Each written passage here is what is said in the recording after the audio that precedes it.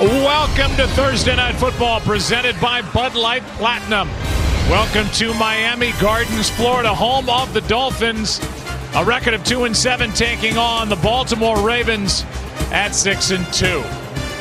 And now welcome inside the broadcast booth, everybody. I'm Joe Buck. That's the Hall of Famer Troy Aikman. And while the Dolphins snapped a 7-game losing streak with their win here over the Houston Texans to get to 2-7, you've got a red-hot team on the other side. Doesn't matter the deficit in the second half. They just keep plugging away. And, Troy, I don't think there's a player going in the NFL that should make people turn on their TV more than Lamar Jackson. I can't wait to watch him play here live tonight. Well, he's been phenomenal again this year. Of course, we all know what he's capable of doing running the football, and he's coming off a big game on Sunday, over 100 yards rushing. But what has really impressed me is what he has done throwing the football. Part of that has been that the organization has really built up that receiving core. He's got some real threats down the field, and he has made people pay when they've come up and they've tried to play the run. They're one of the best teams at getting the ball down the field, and he's going to have some opportunities here tonight against this Miami defense that likes to come up and pressure. A lot of one-on-one opportunities, but he may have another big night here this evening. And for more on Lamar, let's send it down to Aaron Andrews. Well, as Lamar told us this week, Joe, this is the best he's felt in this offense in the 4 years he's been with the Ravens, and that's just flat out scary. It's hard to imagine his numbers being better than 2019, his MVP season, but they are. He's passed for 50 yards more per game. Coaches saying he's getting through the progressions. He's being smart on when to use his legs. It's a deadly combo, and one I'm sure Christina Pink that has kept this Dolphins defense up on this short week. Well, Aaron, this Dolphins defense is coming off their best performance of the season, but stopping this Ravens rushing attack, well, that's an entirely different animal. And throwing in that athletic ability of Lamar Jackson, Brian Flores told us it's unique. It's one of a kind in this league. He puts so much pressure on every member of their defensive front. Well, one member of that defensive front, Emmanuel Ogbah, told me we have to do a good job containing him, keeping him in the pocket, and forcing him to make throws. But, Joe, he knows that is going to be a big test tonight. Yeah, best of luck with that. Spanish language broadcast available tonight on Fox Deportes. And from all of us, happy Veterans Day as we play here on Thursday, November 11th, 2021, and officially kick off week number 10 of the NFL season. Miami won the toss. They defer. Ravens start with the ball as Sanders will kick it away. And into the end zone it goes.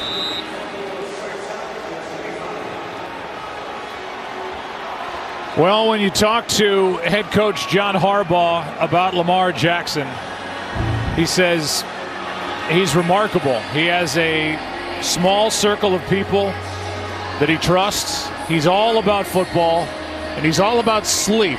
But I've never met anybody that sleeps more than Lamar Jackson, and hopefully he got his rest on this short week because, man, they ask a lot of him game after game after game. Yes, they do. He carried the ball over 20 times on Sunday, but he says he feels great physically. Devontae Freeman on first down will carry for 4. In fact, John Harbaugh said if you try to reach him, if you call him after he's left the facility, there's a good chance you're going to wake him up. But, boy, he has played well, and I was talking about it coming into the game about what he's been able to do from the pocket. It is obvious that he has really put in the time. When John Harbaugh says he's all about football, that is clear, because you just don't get that much better the way that he has if you're not putting in the effort, and it's been pretty obvious from my perspective watching him. Here's Duvernay getting it on a handoff. He's got a first down plus, and then gets smacked by Javon Holland after a carry of 19 yards. Baltimore gives you a lot of different looks. You see Devin Duvernay coming across on the jet sweep motion. He's got a lead blocker out in front of him. And Greg Roman, this offensive coordinator, it is a challenge. Big hit there at the end of that play by the rookie Javon Holland. But you talk about a short week for these players, these coaches trying to get ready for this Ravens offensive rushing attack is daunting. Pass is complete to the 45-yard line, a gain of 7 as it's caught out on the edge by the rookie Bateman for Rashad, catch number 13 on the season. They are the top rushing attack around the NFL. They're second overall. You saw the offensive line. Every team's going to complain about injuries quietly. No team has more reason to complain about injuries than the Baltimore Ravens. Yeah, and a lot of their injuries, especially at the running back position, occurred even before they got into the regular season. They were just decimated. Here's Freeman. He fell, stumbled, gets up, and is able to get a first down. That tells you how good this offensive line can be. When you've got a running back who goes to the ground at the point that he gets the ball, and he's still able to get up right in the middle. Well, he got touched. He got touched right there in the middle by Raekwon Davis while he was down. So they should, see if whether or not they're going to challenge that. And it doesn't look like Brian Flores will.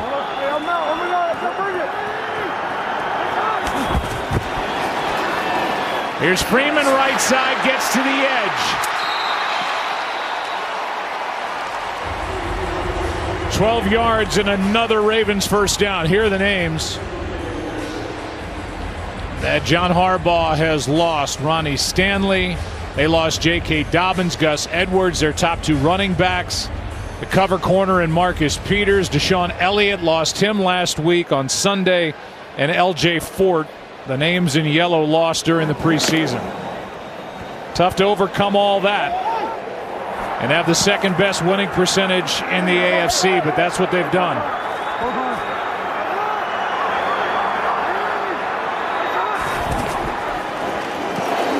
Jackson keeps. Gets one.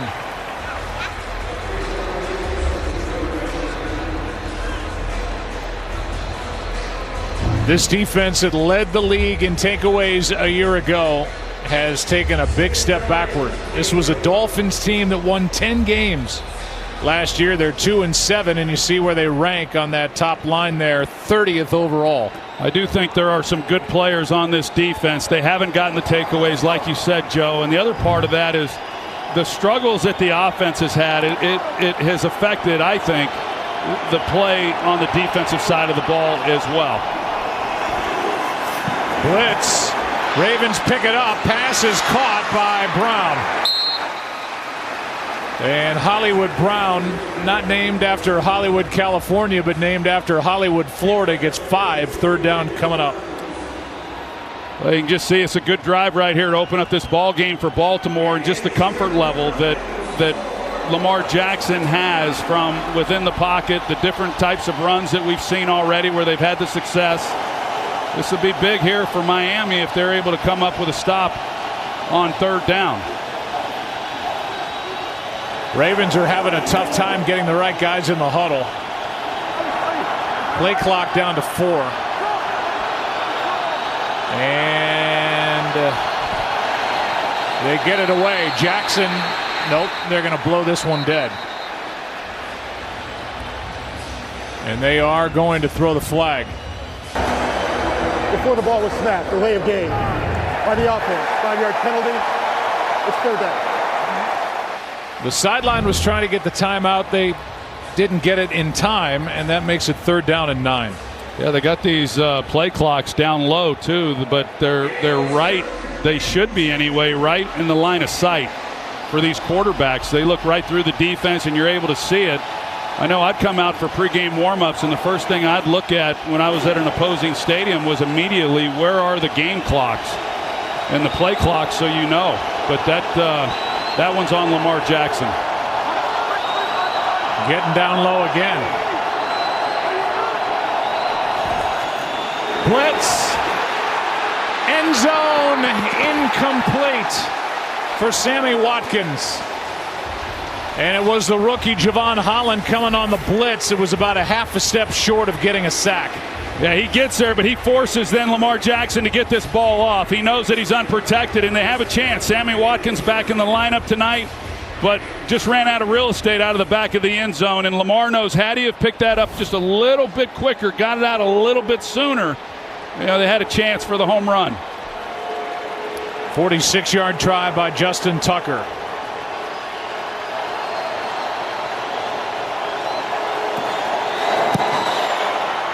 And Tucker, per usual, nails it. Now 17 of 18 on the season. What a weapon he is. 3-0 Ravens early. Bus, happy Veterans Day. And if you're watching this overseas, thank you for what you do each and every day. And hopefully this brings you a little touch and taste of home. 3-0 with the Ravens on top. Averaged over 8 yards per carry on that first possession, but had to settle for a field goal.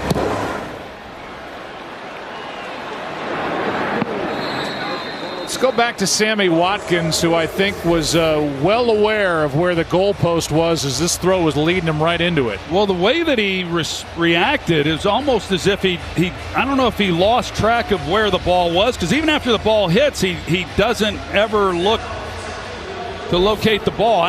It was a bit odd. You know, he's coming back off of that injury and all that, but yeah, I don't know if he just didn't see it, if he was worried about the goal, whatever it might have been, but the ball was closer than what we originally thought. Also, there's not a ton of room down there.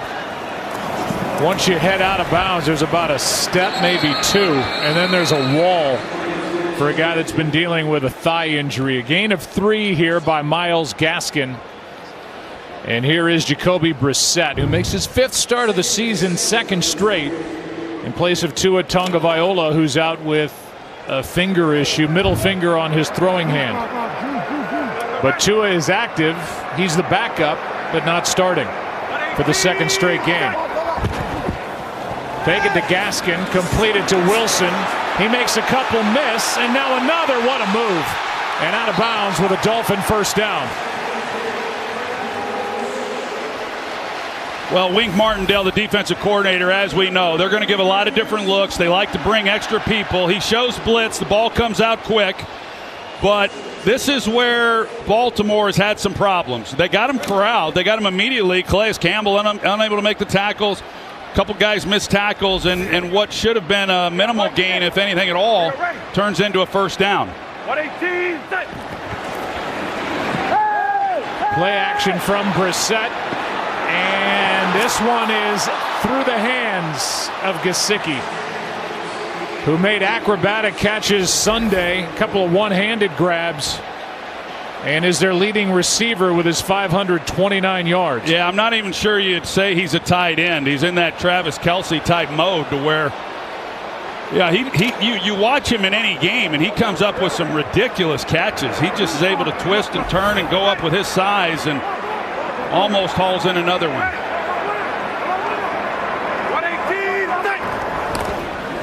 Second and 10. Not much with Gaskin. He gets 1, so 3rd and long coming up. This is the 30th ranked offense overall.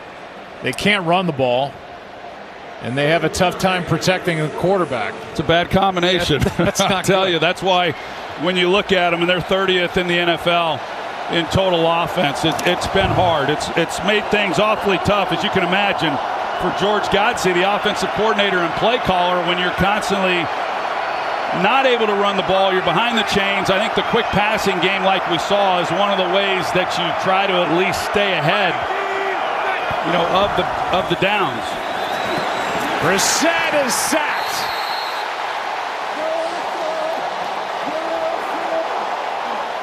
And it's the rookie Owe who got home for sack number 4 and a loss of 8 to bring up 4th down. Yeah, you see him, number 99. They run a twist. Calais Campbell, he takes out a couple, and then Owe comes underneath it, and he's able to just have a straight shot right up the gut on Brissett.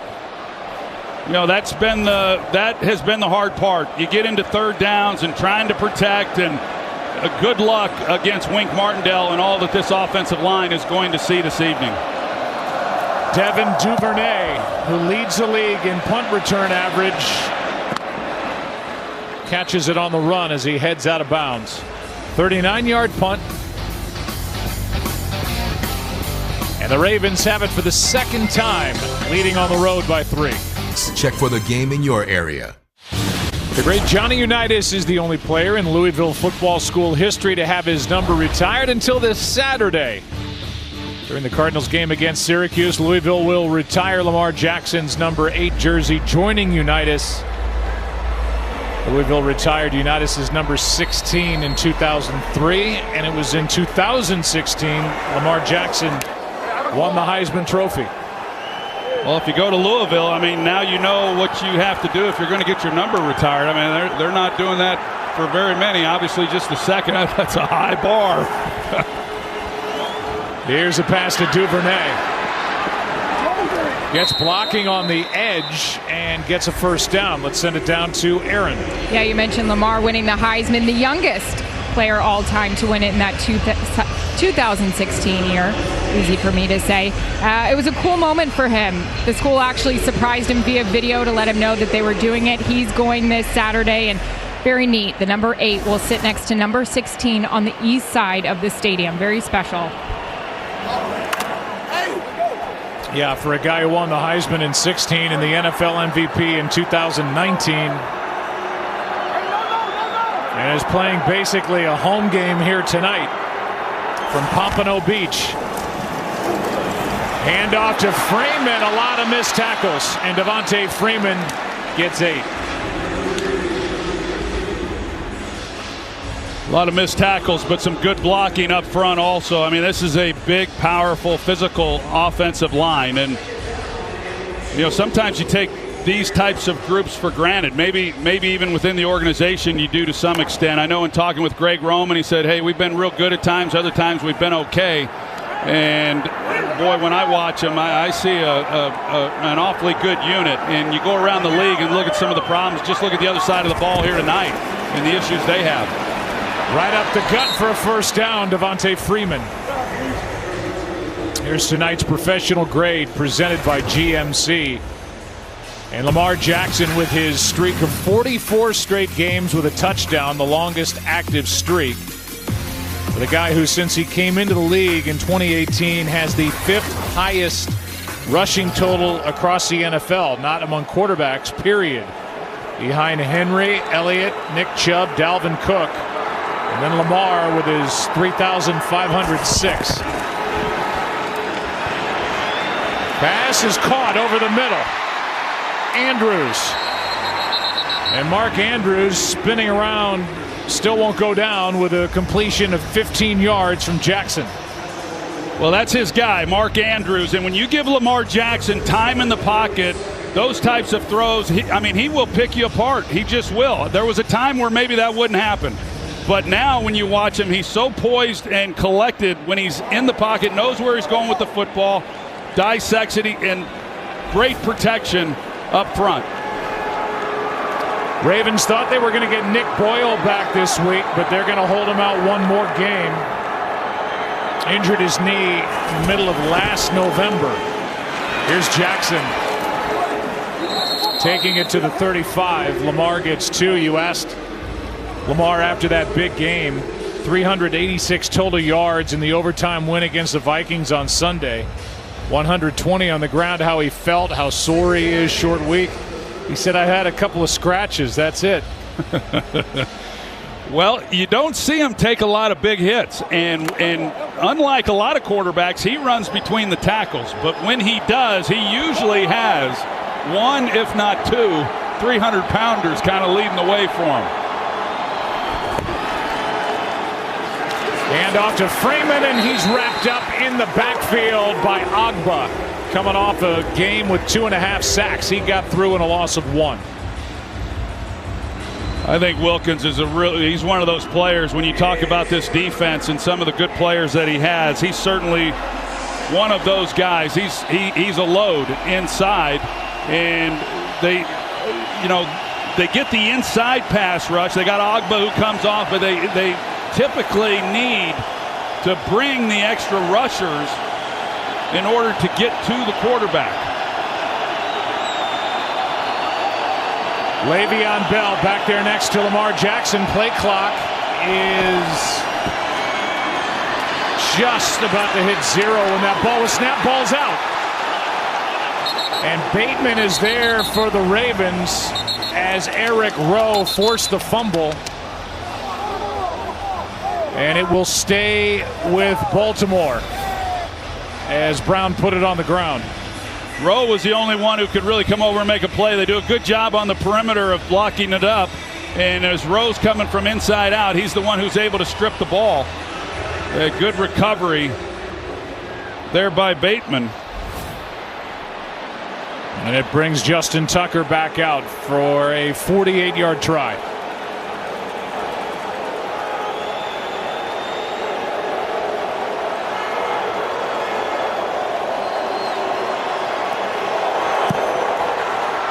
He missed it. Had made 14 in a row, but pushes this one wide right from 48. Still a 3-0 game here in South Florida. On Fox. Jacoby Brissett, the 5th quarterback selected in the 2016 draft. That was the year that Goff and Wentz went 1-2. Dak Prescott was the 8th quarterback taken that year. Went to the Patriots, has been with the Colts. Now with the Dolphins.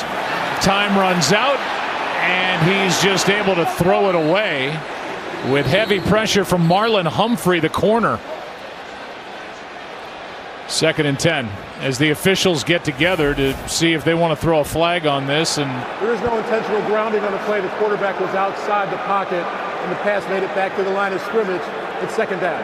Well, Preston Williams was on a dig route, and Brissett's all ready to throw him the football and would have gotten it out and would have completed it, but Williams stumbled coming out of the break, and he tucked it, and that's when they got to him, and he had to unload it. 118, is it? Here's a toss to Gaskin. Lost one. Odafe Owe, who already has a sack in this game, came through to make that play. Their 2nd first-round draft pick this past draft from Penn State. One lucky winner hit Fox Super 6's TNF jackpot last week, and you still have a chance to win $25,000 tonight. You scan the QR code now and enter the TNF challenge for your chance to win. It's free to play. Just download the app. 3rd down and 11.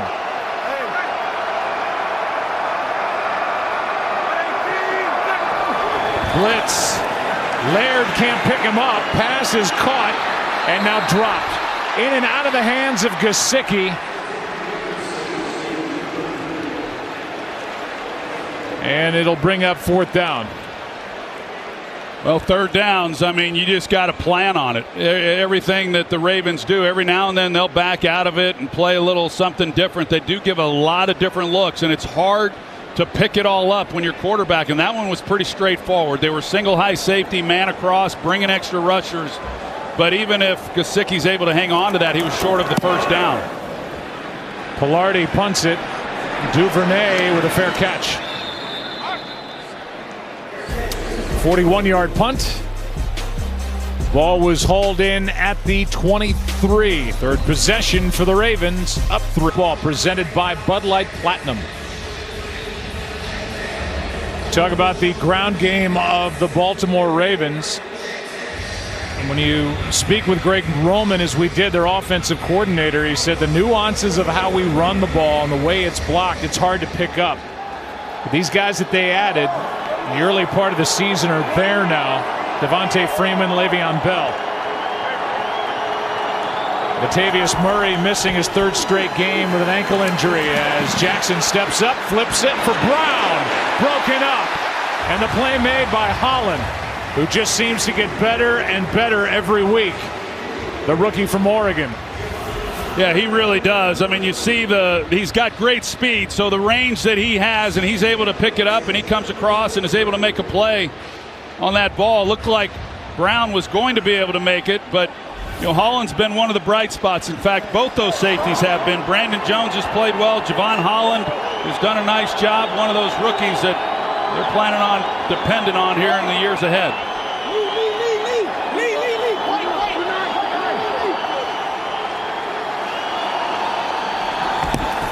2nd and 10. Pass is caught. It spins Marquise Brown around. And with Byron Jones there to make the stop, a gain of 5. 3rd down coming up, inside a minute left in the first quarter. Well, it's been kind of a season filled with slow starts for Lamar Jackson, but then he heats up. You look at the completion percentage in the first quarter and those numbers straight down, and then how he gets it rolling. Quarters 2, 3, 4, and overtime if needed. 3rd down and 5.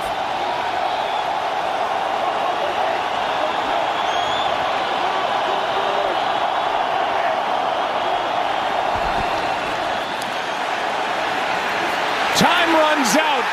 A sack of Jackson. Jalen Phillips was there and was not alone as Van Ginkel helped. And a loss of 9. And that'll do it for quarter number 1. 4th down for the Ravens when we come back. 3-0 Baltimore. Thursday Night Football presented by Bud Light Platinum. Back after this. It is a hot and humid night. Cramping could be an issue, Troy. Cramping could be an issue. You drinking water over there? I'm good. I'm hydrated. I'm hydrated. Get you some electrolytes. Oh, you're talking about Devontae Freeman. Oh, yeah. Oh, okay. Sam Cook will punt it as we start the second quarter.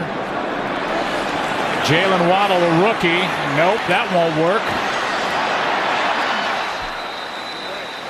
Out of bounds at the 42. Back to work is Jacoby Brissett, and down we go to Christina Pink. Yeah, Brissett takes the field, and what is his 5th start of the season? In and out of the offense, learning a new offense this season. Told me the biggest challenge is getting command of the huddle and working with these new receivers because he wasn't with them last year, and there's obviously been a lot of changes for them this year. So he makes sure to over-communicate and over-verbalize in the huddle, getting guys lined up. But while he thinks it's a struggle, George Godsey told us that that was one of his biggest strengths. Well, let's see if he and the Dolphins offense, Christina, can get a long drive put together here. 118. They hand to Wilson. He breaks 1 tackle as he went through Bynes and turns it into a decent pickup of 5. Josh Bynes had him behind the line of scrimmage, and Albert Wilson able to get away. Yeah, I just don't know watching Baltimore this year if in any other season, you know, they've always been so good on the defensive side of the ball, just the number of missed tackles that they've had, and some of those have resulted in the big plays that they've given up because there's been a lot of them. They've given up a lot of big pass plays down the field, but they've also given up a lot of plays underneath that they just haven't been able to get people to the ground. Backward pass. Wilson looking to throw or run. He'll try to run. And lost a yard. Well, if you look at it by the numbers in the John Harbaugh era, and he is in his 14th season as head coach, and what a job he's done defensively with regard to the total yards per game, the pass yards per game, and the points per game, this is a blip on the radar because I don't know of a head coach, Troy, that you think does a better job really consistently than Harbaugh. Yes, and I'll expand on that, but I think he's just done a remarkable job. They've had a lot of players that have come through the building, and yet they are competitive year in and year out. Brissett throws it into the ground with Gesicki closest to it, and Averett right there for Baltimore. You know, I've talked to a number of coaches who have been on the staff for John Harbaugh, and they all come away saying the same thing without knowing the other one said it, and how much respect they have for him, how he's able to hold a team together. And it starts really at the very, very top with Ozzie Newsome years ago, even with Steve Bisciotti with the ownership, but now it's, of course, DaCosta took over for Ozzie Newsome as a GM, but there's a lot of stability within that organization, and it translates to an awfully good product on the field. Pilardi hits it. Duvernay will stay away. And this is downed at the 16. Another possession for the Ravens, still leading by Wheaties are in the box. And 2 of the 3 people pictured on the Wheaties box back in '96 are in the house tonight. We're only missing old number 7. Here's Devontae Freeman. Nice play by Landon Roberts. So Elway's not here. Aikman, we know, is here, and there's the great Dan Marino. You know, back when we were playing, we had the quarterback club. It was Dan Marino and John Elway and Boomer Esiason, Phil Simms, Bernie Kosar, Randall Cunningham. I mean, it was a who's who of quarterbacks at that time, and a lot of alpha males, obviously, in those meetings. But the leader of the pack, the guy who I refer to as the Frank Sinatra of that room, was always Dan Marino. You know, he just had a style and a flair about him, and one of the all-time great players, but what an awesome guy. Second down here. And pass is off the left hand of Marquise Brown. Incomplete. Pressure by Van Ginkel, who got half a sack, along with Jalen Phillips. The last time the Ravens had the ball, and it's 3rd and 10. Well, the defense is doing a good job. You know, they moved the ball the first couple of series, but had to settle for the one field goal, the missed field goal by Justin Tucker, and otherwise Baltimore, you know, they've held them in check. But Miami offensively has had great field position the last 2 times they've had the ball, and they've gone 3 and out. The two teams are 0 for 6 combined on 3rd down.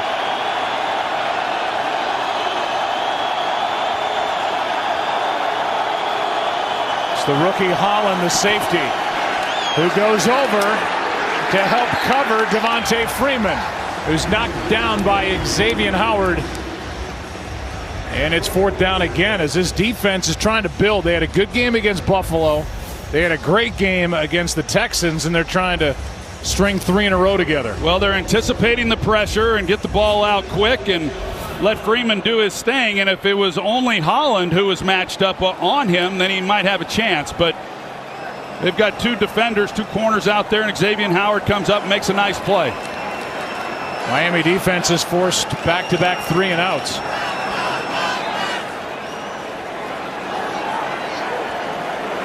Cook. End over end. And a fair catch hauled in by Holland. 37-yard punt. And again, good starting field position for Brissett and the Dolphins while in Miami.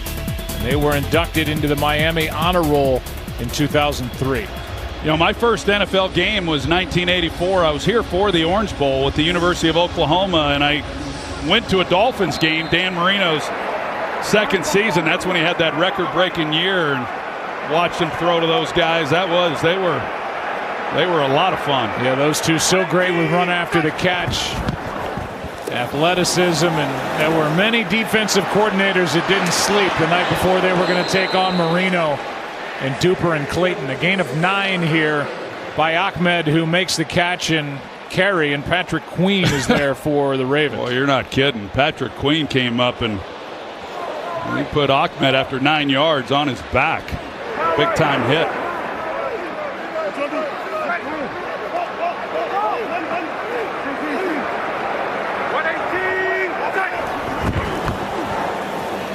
Again, it's Ahmed, and he's got a first down trying the left side with Queen trying to rip it out of there. A gain of 3, and Marlon Humphrey in there on the stop. This is possession number 4 after the first 3 ended with a punt. Well, in this drive, again, good field position by them. They're able to get the first down. You know, first down is the key for Miami. You know, can they get positive yards on first down? And they did on that play where they got the 9 yards from Ahmed and pick up the first down finally. Brissett being chased, throws, has a man. Catch made. That's Jalen Waddle. And the rookie with catch number 57 for the season, 12 yards and a first down. He's been, you know, other than Gesicki, but as far as receivers go, he's kind of been the guy this season, and he slips coming out of his route.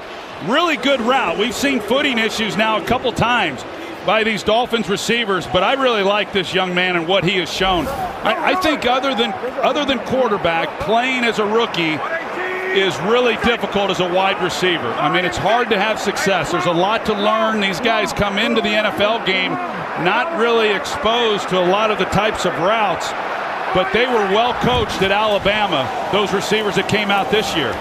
And it's now a long list of wide receivers coming out of Alabama that are starring in this league. Julio Jones now with the Titans, Amari Cooper with Dallas, Calvin Ridley, Jerry Jeudy, Jalen Waddle, and Devontae Smith with the Eagles. And Waddle coming off a 10-catch game against Houston. Third time he's had 10 catches. And he was one of 6 first-round picks from Alabama in this past draft. Brissett throws, pass caught. A yard short of a first down is Isaiah Ford with just his 3rd catch of the season, as that gets applause from Tua Tagovailoa. Well, now it brings up 3rd and 1, and this Ravens defense, they've been good on this down. They do a pretty good job. So when they need to shut down the run, for the most part, they're able to do it on downs like this. We'll see if Miami's able to pick it up.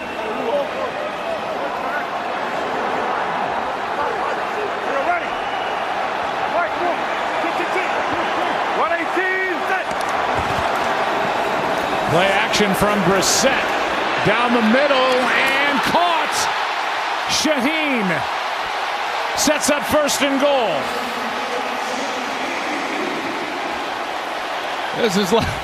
This is like an alley-oop in basketball. Shaheen, he gets down the field.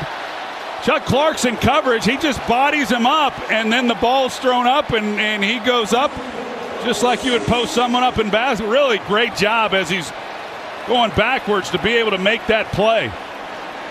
A season long for him, 21 yards on 3rd down and 1. They love their tight ends in Miami. I don't know that I've ever seen an active roster that's got 5 tight ends on it. Brissett keeps, surveys, flag for holding. And Brissett out of bounds at the 5, but they're going to call a hold, it looks like. As Durham Smythe, one of those aforementioned tight ends. Holding. Offense, number 81. 10-yard penalty. Repeat first down. Got a hold of Tyus Bowser.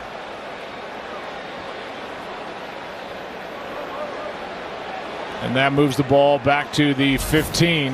1st and goal from there.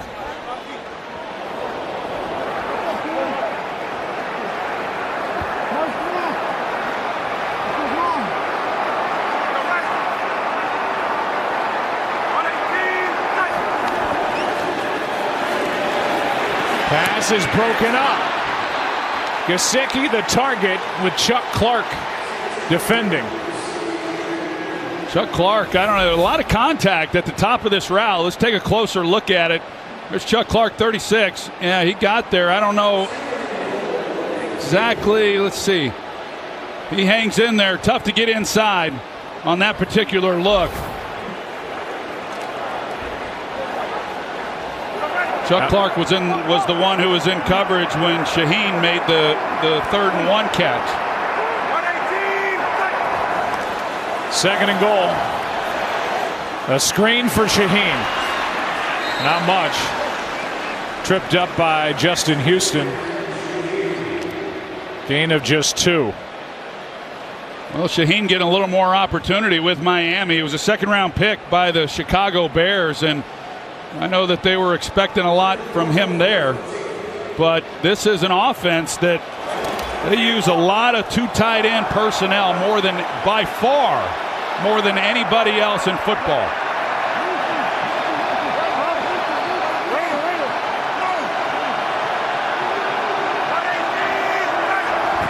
Third down and goal. End zone incomplete. Preston Williams, the big 6'5" receiver, the target. And Anthony Averett had the coverage. Well, Averett was playing soft, so he's always on top of the route. So the only chance was basically if he makes the same kind of throw and catch that we saw from Adam Shaheen there on 3rd down. Well, the Dolphins down by 3. Had a 1st and goal from the 5. Then the holding call on Smythe backed them up, and they couldn't do anything after that. Sanders from 31.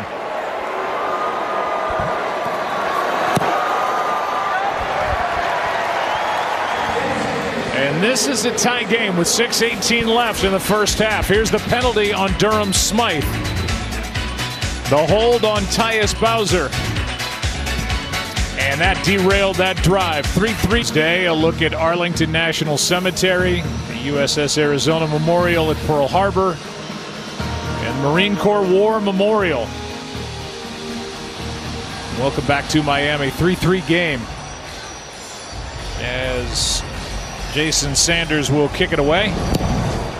Devin Duvernay will bring it. And make it to the 20. That's it, as Van Ginkel made the tackle. Salute to Service is the NFL's year-round effort to honor, empower, and connect our nation's service members, veterans, and their families. Learn about the NFL's work with its long-standing military and veteran non-profit partners by visiting NFL.com/salute. Takes all of us to honor our military. Earlier tonight, General Laura Richardson received the game ball. Saw her a moment ago, having been promoted in October of 2021.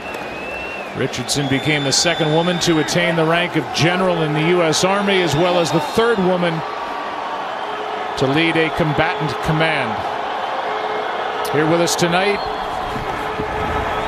in Miami as Jackson throws, has his tight end, and Mark Andrews with his second catch.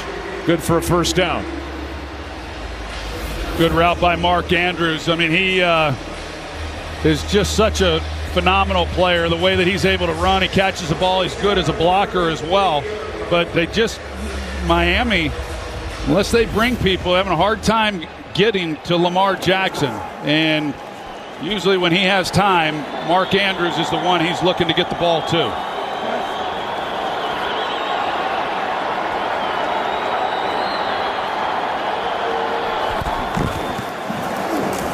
First down, and the handoff to Le'Veon Bell for 1. With NFL Game Pass, you can catch every snap from every game with full game replays or watch a condensed game in 45 minutes. Go to NFL.com/Game Pass to start your free trial today.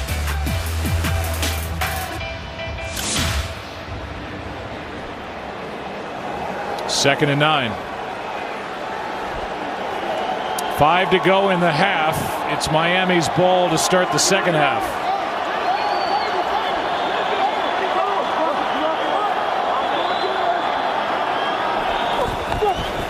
Quick throw, batted up into the air. Agba, who won a Super Bowl with the Chiefs 2 seasons ago, got up and took care of it. Well, he has such great length, and he's having a really solid year as well. One of those guys that talked about Christian Wilkins earlier and the job that Agba is able to do. He leads the team with 5 sacks, coming off a huge game on Sunday where he had 2.5 sacks in that one. With this defense, they're going to make another key stop here. I mean, they've more than done their part here in this first half. 0 for 4 on third down, 3rd and 9.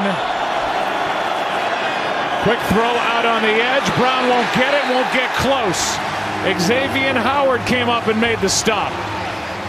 And this Dolphins defense is getting better since this game started, a gain of 2. Xavier Howard, he's done that a couple times now here in this first half. And you know me, Joe, I love seeing these corners that come up and they make plays like this and get in there and tackle guys, and he's done it now. Immediately once the ball's been thrown out to the perimeter, trying to pick up some easy yards for a first down, but not against him. Javon Holland waiting for the punt from Cook. Best of the night. And a fair catch hauled in back near the 11.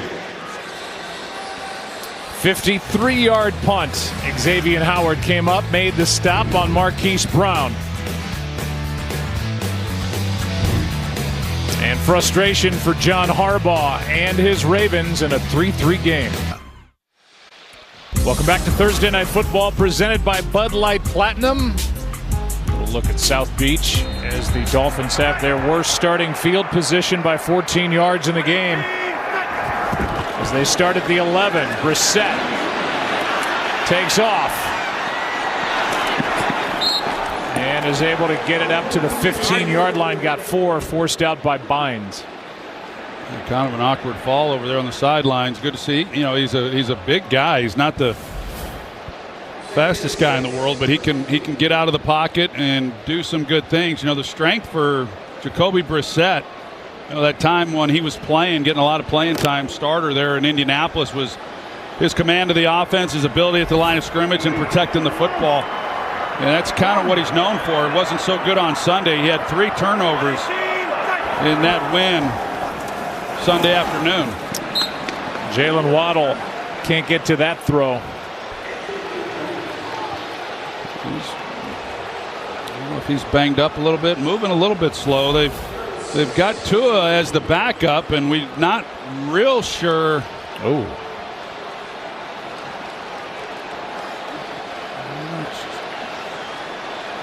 Not sure exactly what happens there.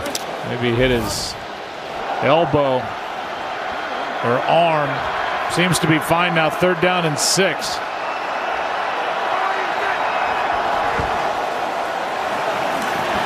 Brissett, Waddle. What kind of forward progress? They're going to say short. And that's right on the Dolphins sideline. They got to look at it. And for now, he's called short of 1st down yardage, forced out by Stevens. Well, Brissett, he's trying to sort through exactly what he was getting in the coverage. They were doubling inside. They left Waddle open. You hear the crowd. They show it on the big board here in the stadium. No challenge coming yet, but now the challenge flag in the right hand of Brian Flores. Let's take another look. The ball up at the top. Looks like he's got enough before he steps out. After discussion, the ruling on the field is that the runner crossed the 21-yard line for 1st down. The video assistant changing that so they don't even have to challenge. Again, we talk about it every week. Yeah. What a great addition. It's been the best to expedite the process here, so Flores doesn't have to waste a challenge on one that he would have easily won. No, it's very well done. The mechanics of that, outstanding work to be able to just talk down, tell him it's 1st down, and away we go. 3 minutes, 16 seconds, please. Please set the game clock to 3 minutes, 16 seconds. The play clock. They're going to put 45 seconds. time back on the clock. So 3:16 left.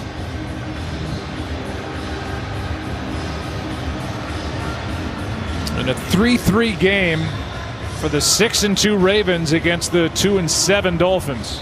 Well, we showed John Harbaugh, you know, a little frustrated with the offense. I know in visiting with him, says, hey, we got a lot of players from South Florida. They're excited, even though it's a quick turnaround, excited to be playing in front of a lot of friends and family, and thought that, you know, maybe a lot of that energy would show itself in this game, but it hasn't for either team. Gaskin gets 2. Here's a list. Lamar Jackson from Pompano Beach, Marquise Brown, Hollywood Brown from Hollywood, Florida, Devontae Freeman from Miami, Josh Bynes, Lauderdale Lakes, Pernell McPhee from Pahokee, and Sammy Watkins, Fort Myers. Tell you, if you could only recruit South Florida, you come up with right. Really good players. Gaskin got a yard. The crowd getting a little frustrated with the play calling here on these first 2 handoffs as Owe and Calais Campbell combined on that stop. Well, I understand it. I mean, as far as what they're doing, I think the offense and what they're up against in that offensive line, yeah, they want to move the ball, but they also don't want to give it right back to Lamar Jackson.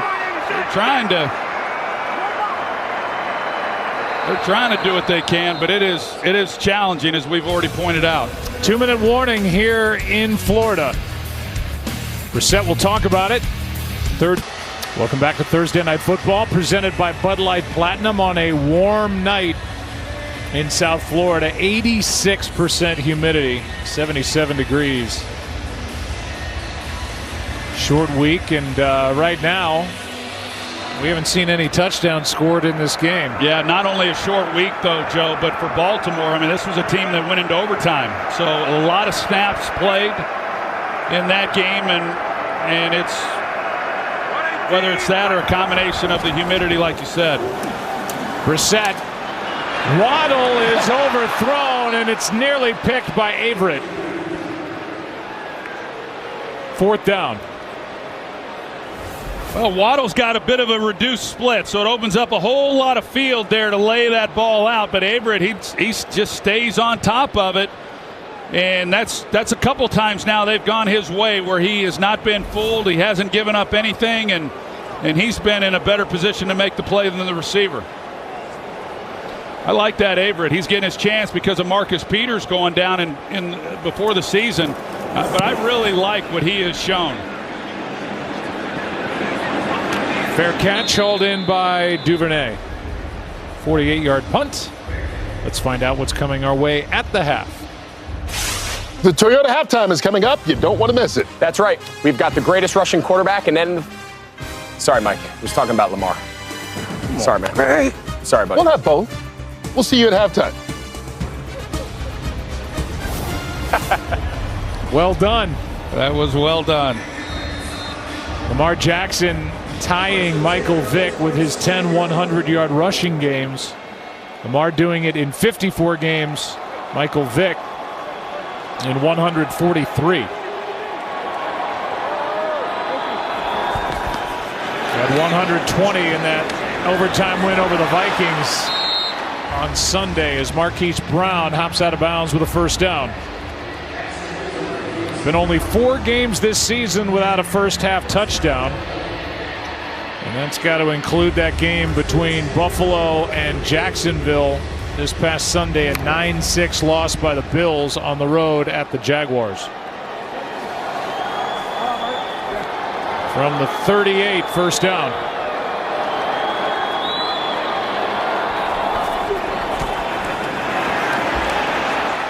Jackson brought down from behind. Play made by Adam Butler, a gain of 5. Well, when Lamar, when he drops back and he sees things open up, I mean, he is quick to take it if he doesn't like what he sees down the field right away. And you know, they've been able to keep him bottled up. Even that was a nice gain by Lamar Jackson. But initially it looked like Miami was going to bring an all-out blitz. They will zero blitz and leave no safety in the middle, and it looked like they were going to on that play. Here's a blitz. That ball was tipped. And Javon Holland, the rookie, who's been all over the place, got his hands on that throw. Well, this is it here. They bring the zero blitz here. They bring 7 guys. They've got 4 receivers, 4 defensive players covering, and there's just no middle safety. So there you go. You see it right there. And it's just, can they get to the quarterback before he's able to make you pay?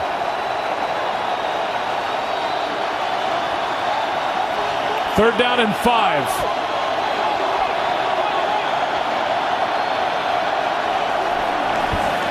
Little pitch to Freeman. Brought down short of the 1st down, Jerome Baker. And what a job tonight by the Dolphins rushing defense against the NFL's top rushing team. There he is, number 55. What a great job. Jerome Baker, I mean, this guy can fly. He is a really talented, fast linebacker, and if he doesn't make this play, I'm not sure that anyone's going to before he picks up that 1st down. So the frustration continues to mount for John Harbaugh.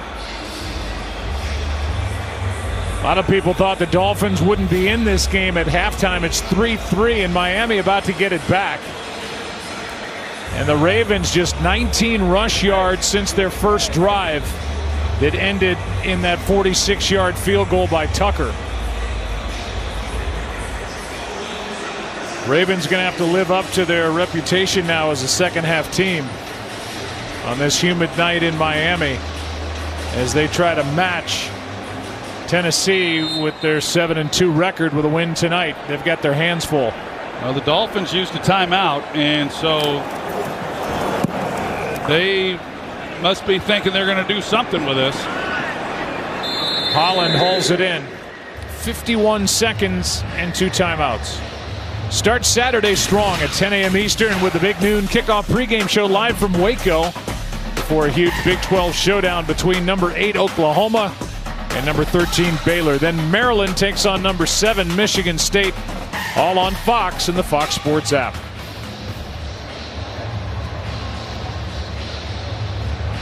We'll see what Miami wants to do. You've got the Ravens now. You've got Miami backed up. They called timeout as soon as that third down was over. Stops the clock. They're backed up. I would have thought that they'd have been pretty happy going in 3-3, but they give Baltimore a chance to use some timeouts and maybe get the ball back one more time. Here's one incomplete for Patrick Laird. Pressure by Justin Houston. 48 seconds left. Well, this gets interesting because the last thing Brian Flores would want is to have to run his defense back out onto the field before this half. Brissett completing passes at 44%. 7 for 16, 73 yards.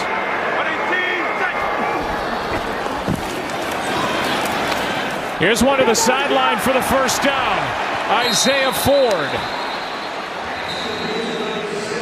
His second catch of the game and a 19-yard completion with 41 seconds left. The Dolphins call timeout. The double move, and he's able to get Averett running rather than just trying to go by him, which they've tried a couple times and they haven't been able to get on top of him. A double move that gets him out of his back pedal and makes him turn his hips and run, and then he's able to come back down the sideline. Really good route there by Isaiah Ford.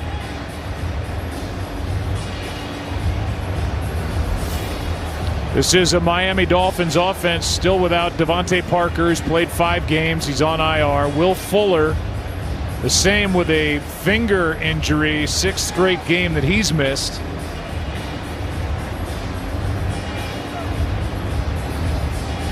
And a first down for the Dolphins with the ball at their own 31. One timeout. 49.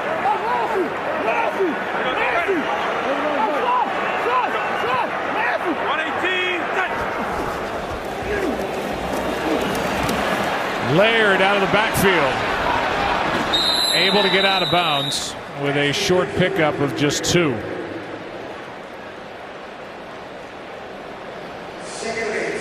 Again, this Baltimore defense 31st against the pass.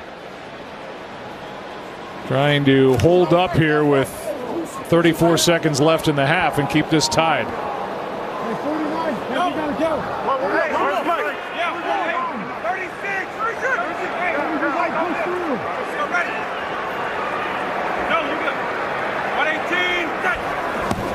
Extra men on the rush. Brissett in trouble.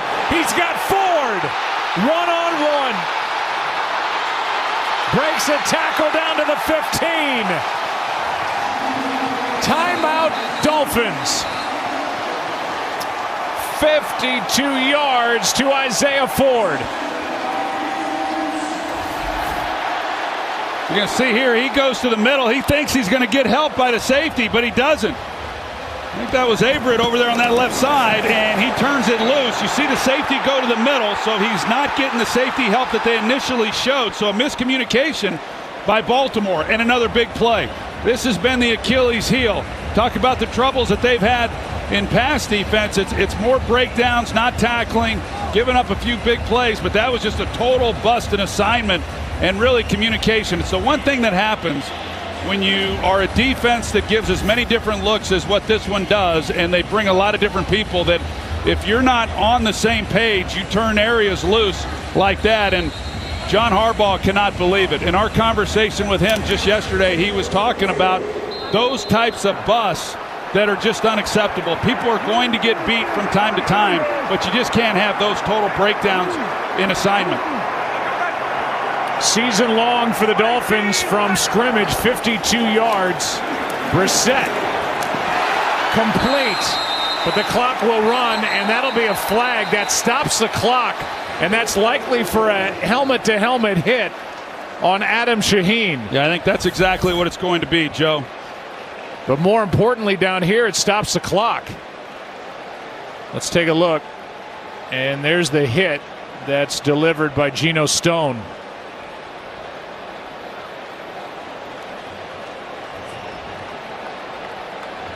On that 52-yarder, Jacoby Brissett, a nice job moving out to his right, was under pressure by Bynes, and now threads this into Shaheen. There is no foul on the play. The result of the play is the first down. Yeah, they pick up the flag. You look at it, Joe, and it looked more like, initially it looked like helmet to helmet, and then he came in with the shoulder. But you can see that Harbaugh's not happy because, like you said, the clock stopped while they tried to figure out whether it was a penalty or not.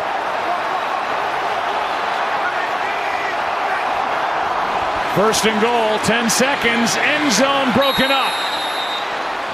Preston Williams the target, and Averett there again for the Ravens. Now 9 seconds remain.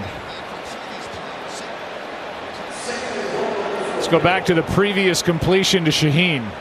Yeah, here he comes, and it's really, I mean, it's shoulder into the back. You know, where the flag came from, he wasn't at a real good angle where he could see it. Good mechanics, good job by the officials of cleaning that up. But they were rushing to the line to try to get the clock stopped. And the clock got stopped because of the penalty that wasn't. Ravens call a timeout just to catch their breath. So you had Adam Shaheen, it looked like. If he doesn't throw it to the outside, Adam Shaheen was running a little quick out at the goal line, and you know, looked like he might have been able to fire it in there to him. But what a drive this is. They had 80 yards of offense prior to this drive, and now that timeout after the Ravens were unable to pick up the first by Brian Flores looks genius. So no timeouts left for Miami. The Ravens used their first just to get a breather before a second and goal. As they spread them out, the Dolphins do. There's Gesicki.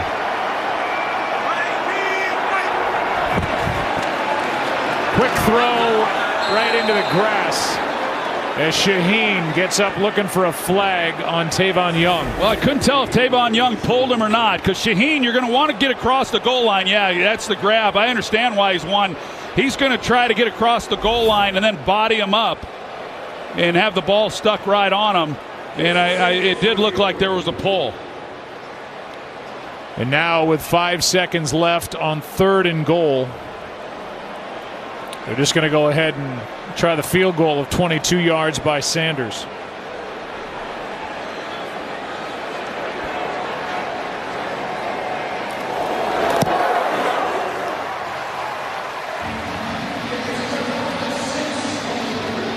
Three seconds left in the half, and the Dolphins lead now 6-3.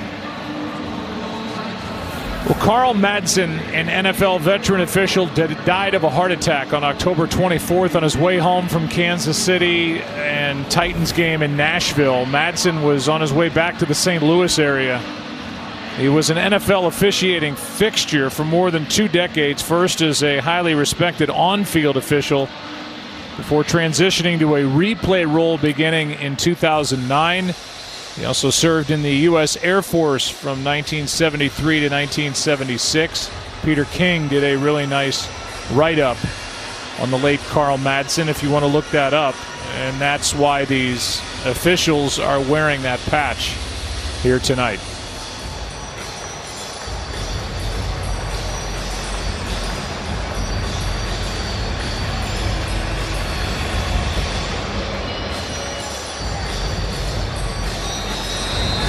I don't think a lot of people saw a 6-3 game at the half coming our way, but that's where it is.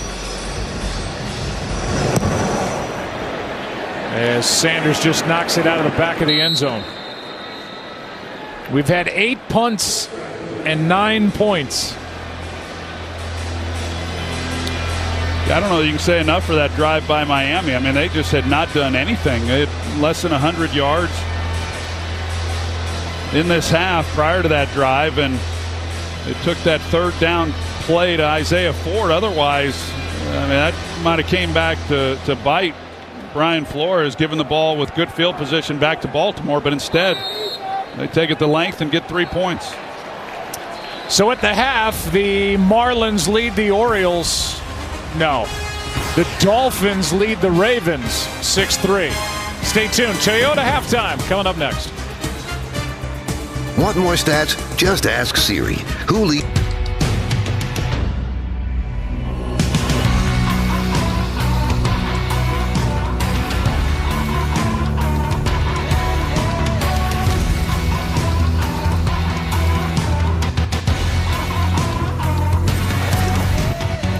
That was tonight's game flow, brought to you by Progressive. 6-3 lead for the team that's about to get the ball to start the second half. That's the Dolphins. I'm Joe. That's Troy Aikman. And, well, go ahead, Mr. Analyst. This isn't quite what we expected. At least Miami got something going there at the end of that half. They've got to feel pretty good about. I've been impressed with what Miami's been able to do on defense, to be able to slow down. This is an explosive offense, running the football, and they've been able to create a lot of big plays.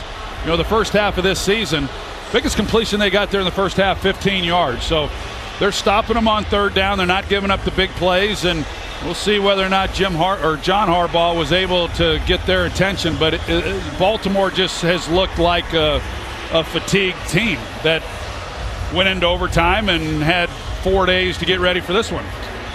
But as you said when we talked to John, if there's ever a time to have a short week, this would probably be it, because the Ravens were coming off their bye before that overtime win against the Vikings on Sunday. But a little tough to replicate 86% humidity. And I think a little bit of the starch is out for the Ravens here in South Florida, as they'll have to try to get it back, as they need to come out of here with a victory to match the Titans at 7-2. Yeah, we haven't heard how Aaron and Christina are handling it down there. Well, we're about to.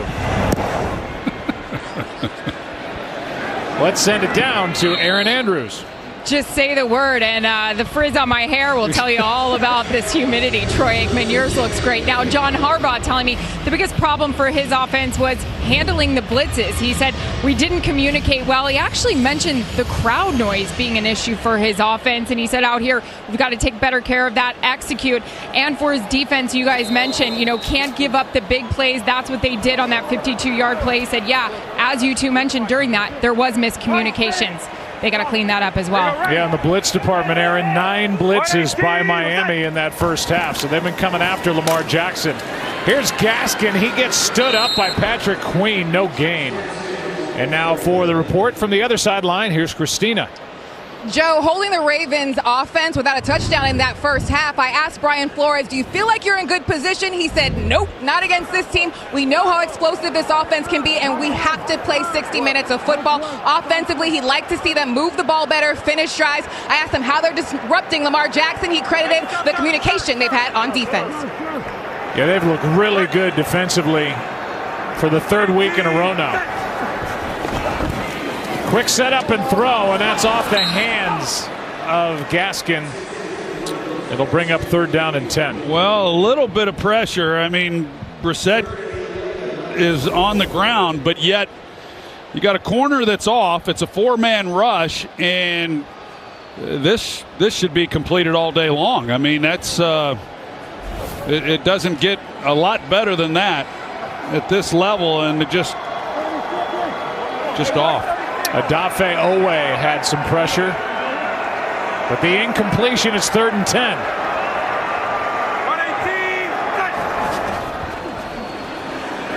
118. Houston gets home. And grabbing his right leg and screaming is Jacoby Brissett.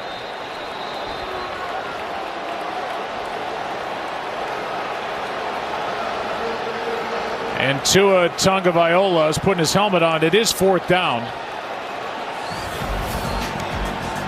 So a punt is upcoming. They're going to check on Jacoby Brissett, and that did not look good at all.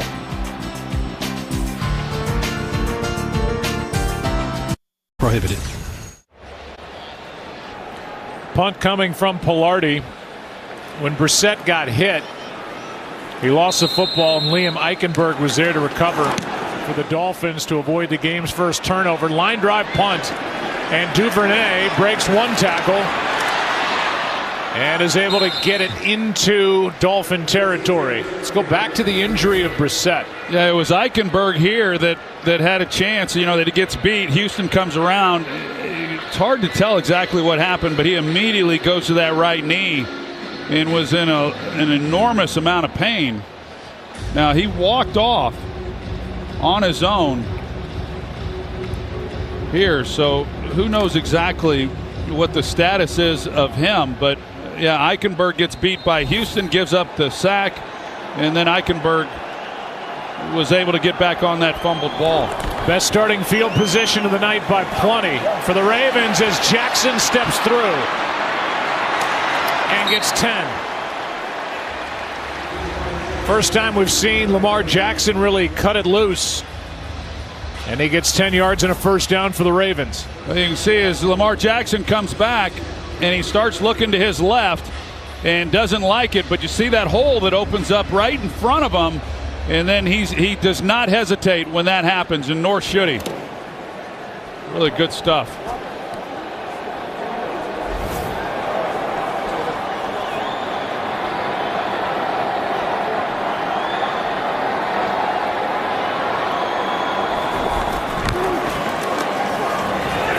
Handoff here to Bell, and Le'Veon gets back to the line of scrimmage. That's it.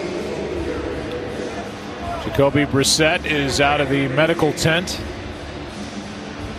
and he's going to see if he can jog again. We've talked about it. Tagovailoa, who's the starter, the 5th overall pick a year ago, is the only backup, and he's got an issue with a middle finger on his throwing hand. That's why he's not starting. So he would have to come in. Jackson wrapped up back at the 44. First guy there was Adam Butler in a loss of 5. Well, Ogba, he's already knocked a ball down on this similar play. He gets up the field, number 91, and that's where he's going to throw it, but he feels that. He was kind of in the line there of where the receiver was, and he tries to tuck it, and then here comes the rest of the guys. So give Ogba the credit for that sack. Last 7 quarters, this defense is rolling.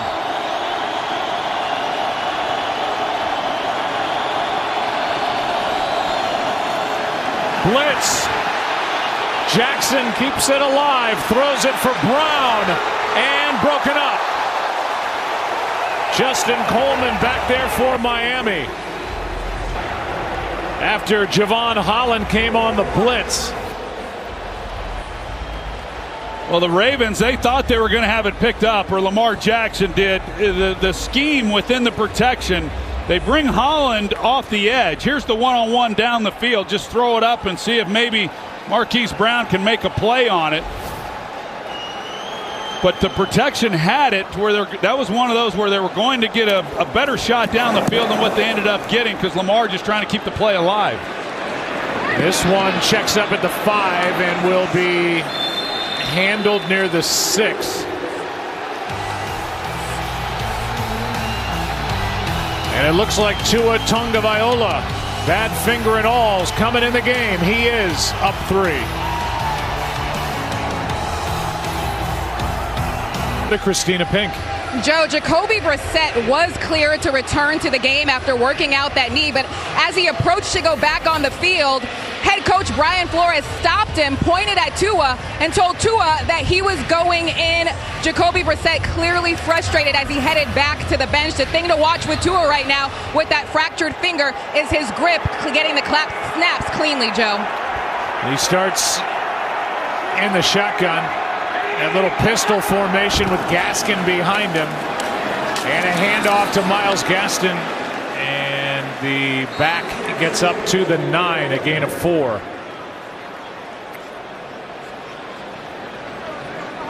Second and 6. Well, Brissett, he was over there kind of going through the motion, seeing if he could drop back on his leg and all that. He gave a thumbs up like he could go. And He thought he was coming out, like Christina said, and Brian Flores gave his best Lee Corso impersonation. He said, "Not so fast." So fast, my friend.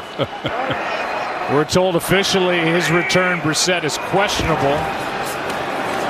Tagovailoa throws, pass is caught, and that looks to be first down yardage. It is by Jalen Waddle.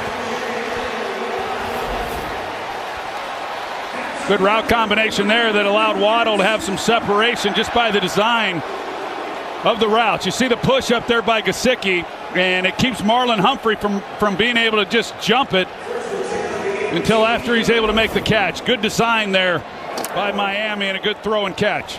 I mean, it is strange that Tua Tagovailoa is in the ball game. He's got the fracture in his finger. He's able to make throws. We watched him during pregame warm-ups throwing the ball around, and yet they don't start him.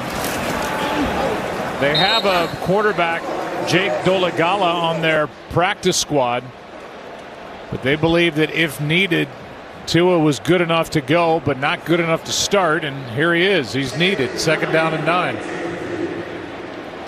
Yeah, and there's no real, certainty on our part anyway as far as what limitations he may have. Last Sunday when he didn't play, it was because he couldn't make all the throws, but he was good enough to come off the bench if necessary. Is that still the case? He's been dealing with some of the swelling in that finger, or he was at least earlier in this week. Blitz coming from the Ravens.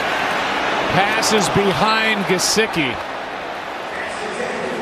I'll say behind him and hot too. I mean, even if this ball's on the money, I don't know if he's able to make a play. I don't know if he's just. It almost looks like he's just unloading it, but yeah, that wasn't close. Tyus Bowser applying the pressure to bring up 3rd down and 9.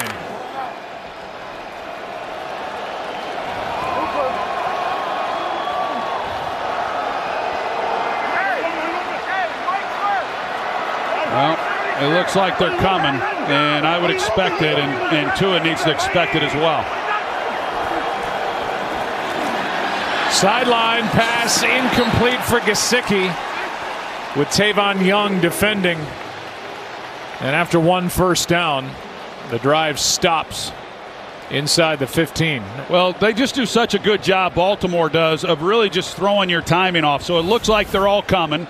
And as a quarterback, you start then thinking, okay, where are my hots? Where do I got to get the ball out to? And then they bail out. They rush 4, and they're then playing man on the outside. And so you're rushing things. Receivers are rushing things, and it just totally gets you out of rhythm. False start as the long snapper Blake Ferguson. False start. Offense number 44. 5-yard penalty. It's 4th down. He didn't let it fly. Everybody else moved, and that will move the ball back to the 14-yard line.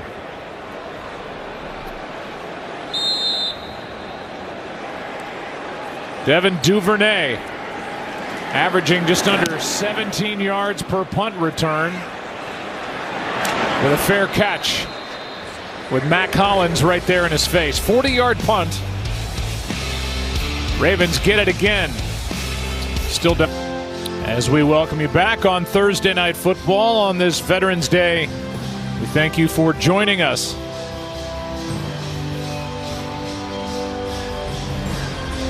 (6-3) game. Lamar Jackson last week, 386 yards in the game. Between running it and throwing it, has 101 tonight. Dolphins defense doing a great job. We told you earlier about that streak of 44 straight games with a touchdown for Lamar Jackson. Still trying to get something going here. First possession was good. Not much since then. Devontae Freeman with a catch and run. He gets 9. Yeah, that's been tough sledding since the first couple of possessions that they've had. And like we talked about, this is an offense that really has done a nice job of getting the big play. And they've got the weapons on the outside. They got a lot of really solid players. There was a time where Lamar didn't have really quite the supporting cast that he has this season, and they've been able to take advantage of it. Now they're trying to run out there up at the top of the screen. Xavier Howard getting up there late. And this defense giving up a lot of big plays, but they've played really well. Raymond ripped to the ground by Sealer. And this Dolphins defense full of fire as they're celebrating after plays that are made in a loss of 5. Well, just a total bust up front. You got Sealer who comes right through the middle. He's right here. You're going to see what happens. They're on that left side. It just opens up, and nobody's there. Sealer couldn't believe it. He's like, okay, someone's going to wham me here. I know this trick.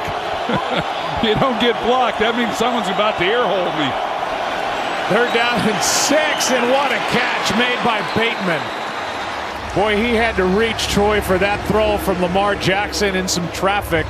Knew he was going to get hit and gets 9 yards and a first down. Yeah, really nice work, and he does a good job of running the hot route because they bring a rusher off the edge. There's the quick slant, and Bateman, he makes those kind of plays. When you watch him, he's got excellent hands. He couldn't body catch this one, but a lot of guys wouldn't be able to make that play. He just plucks the ball right out of the air. First third down conversion by the Ravens in the game. Jackson sacked. Roberts is going to get it. Van Ginkel was the first guy there. And a loss of 7.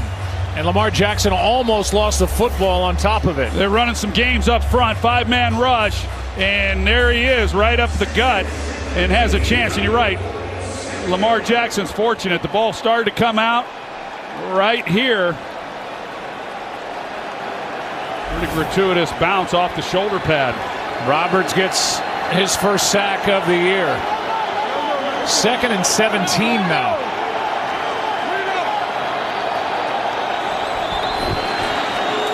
Le'Veon Bell bottled up.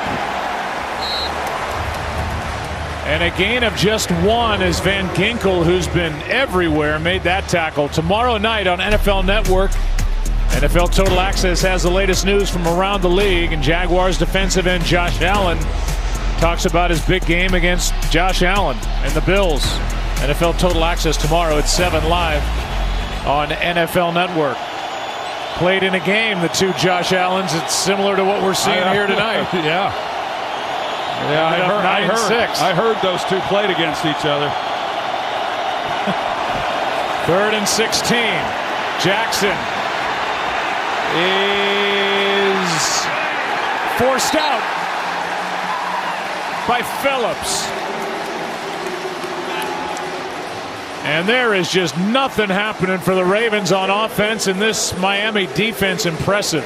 And talk about impressive. Jalen Phillips, I mean, for him to be able to make that play on Lamar Jackson, I mean, they are playing really good football. They're surrounding Lamar. They're not, once he gets out of the pocket, but man, what a play by Phillips to be able to run him down.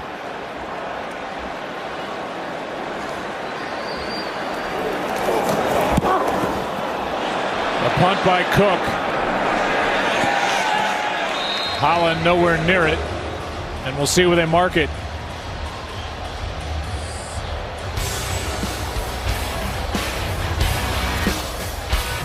Tagovailoa coming back in.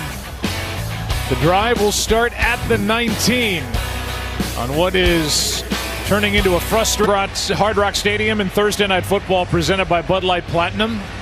Second drive for the Dolphins with Tua Tagovailoa back in at quarterback. Missed 3 games earlier in the year with fractured ribs. Did not make the start in their win over Houston on Sunday, but in there after a knee injury for Brissett. Pass is caught by Albert Wilson, and just a gain of 1. Pressure by Bynes on that play. We talked about Jacoby Brissett on the sideline, and he was testing that right knee, nodding, gives a thumbs up, picked up his helmet, was about to go back in, and as Christina Pink reported, Brian Flores said, nope, it's going to be Tua. Yeah, he said not so fast. He went Lee Corso. That's what I said. 2nd and 9. Tua throws, pass caught, Wilson. 3rd down and 3 coming up as Anthony Averett made the tackle. So Tua Tagovailoa, 5th overall pick in the 2020 draft. The trade deadline came and went 2 Tuesdays ago, and he had been hearing about the rumored or actual courtship by this organization with the Houston Texans with Deshaun Watson. 1 year after being selected 5th overall out of Alabama. Shown a lot of class during that process. Facing a blitz here and throwing incomplete. Heavy pressure, and Josh Bynes got through. Was not alone. Yeah, well, he hit hands there with his right hand, but it looked like he might have. Yeah, he sure did. That's right. You know, there on that hand and finger. Let's see how he's doing. We may see Brissett back in the lineup. There's Patrick Queen. Pilardi hits it. Good punt here, and a fair catch by Duvernay. Time now for the Rocket Mortgage 6 for service. For each touchdown scored in Salute to Service games this month, Rocket Mortgage will donate $1,000 toward the fight to end veteran homelessness. Find out more at rocketmortgage6forservice.com.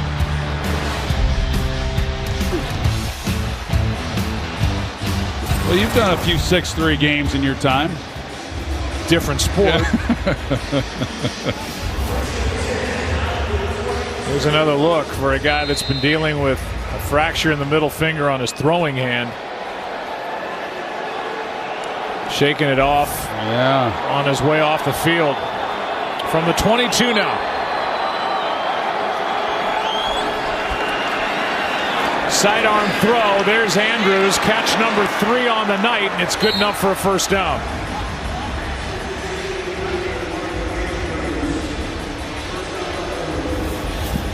Well, see if maybe that's the play to kind of ignite this offense and get them going a little bit. Sometimes it just takes one play, just something positive that happens, and string together a few good plays and take this ball down the field. That is now 19 straight games for Mark Andrews with 3 or more catches. Longest active streak. And for the Ravens, knocking on their franchise record. 3 minutes left. Quarter number 3. Jackson runs into a pile of bodies and gets 1. Well, Miami doing a good job, because that's one of those where you're reading the outside, and if they collapse, then you're able to keep it, Lamar Jackson, but they've got an extra defender out there on the edge. So Lamar Jackson was a little bit in no man's land. They're going to come here. He's reading this guy here, Baker, and then here he comes off the edge. Lamar's able to see that, so even though he's reading Baker, if he keeps it, he's got a defender right in his face. That was really the only thing he could do. So a good scheme there defensively by Miami.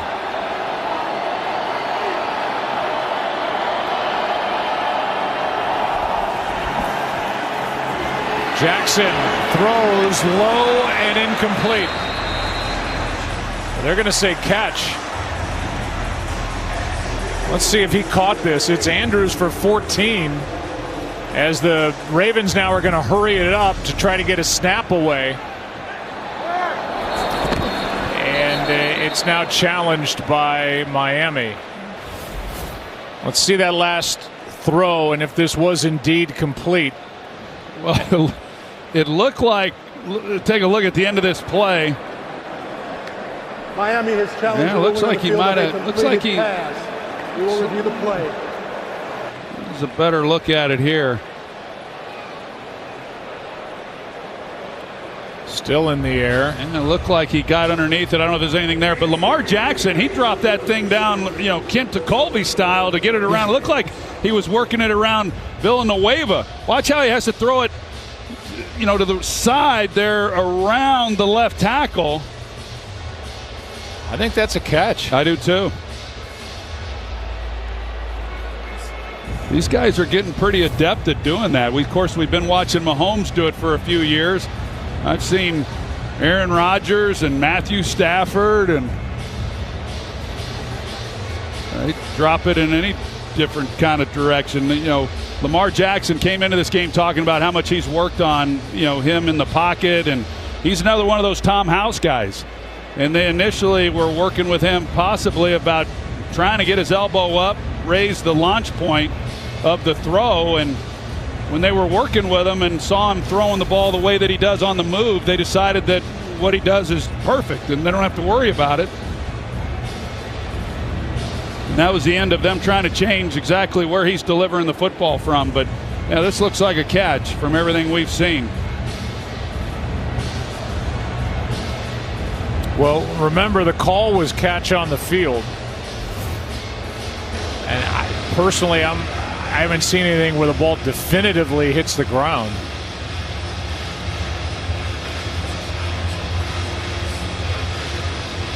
Unless there's another shot that we haven't seen.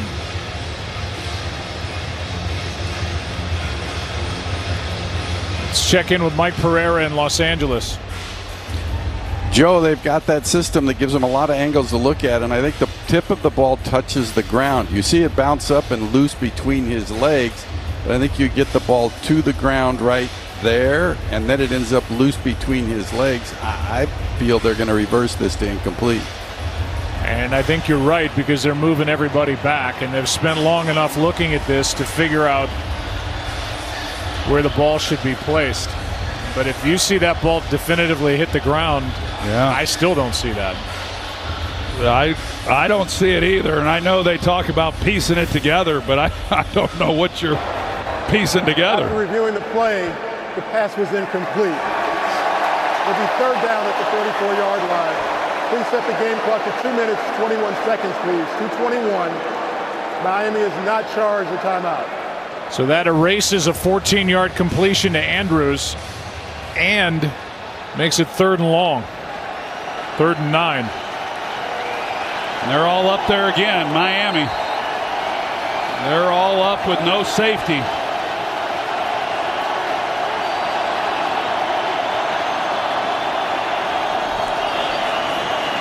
Jackson in trouble, and down he goes. Javon Holland. And this Dolphins defense should be taking bows. A loss of 7, it's 4th down. Well, they showed 8 at the line of scrimmage. They rush 6. They drop out 2, and then it's trying to sort it out. And Holland has been in the backfield a good part of this ball game. You see what the offense is trying to figure out. Okay, well, which guys are coming, which guys are dropping? That's the dilemma. And so you've got blockers for them, but you don't have the bodies blocking the rushers. Here's Holland on the return. He was there for that sack. And the Dolphins have it, leading by 3, under 2 to go, 3rd quarter, and back after this from Progressive. Progressive presents At Home with Baker Mayfield. Baker reaching for that first cup of coffee. Let's see if this can get his feet moving. Oh, he's putting it back on a hot plate. Must mean a second cup is coming. And with a burst of speed, Baker heads up the stairs like a man on a mission. Baker coming in hot, looking a little gas from the stairs. It's like 7 a.m. Maybe pump the brakes a little bit. Baker stands in the doorway. Seems a little annoyed. I tried. Uh-oh, leaving the seat up. Emily's not going to like that. Well, you can see the frustration by Lamar Jackson on the sideline. A good challenge by Brian Flores, as it turned out, to get that 14-yard completion erased. And now the Dolphins try to prove they can move the ball. They haven't done anything either with it. Starting at their own 36. Here's a throwback to Tua. They just play catch, and Gaskin takes off, slips down with a Dolphins first down at midfield. This is like when you get a runner in a rundown in baseball. I mean, look at this. He throws it back, hey, back at you. Here it comes. So it is 6-3. It is 6-3, yeah. And we've got the pinch hitter who came in. You know, Tua's in for Reset. That's the best play we've seen. Now that'll be the new craze. We'll see that this weekend It's a copycat league. It's a copycat league. It's a copycat league. First down to midfield. Tagovailoa sets up a screen for Gaskin. Gets 10, but a flag is down back at the 48.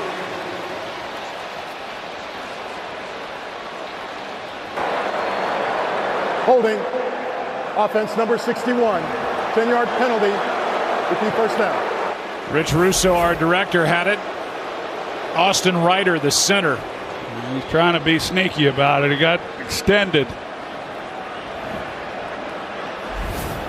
See, that time he didn't throw it back.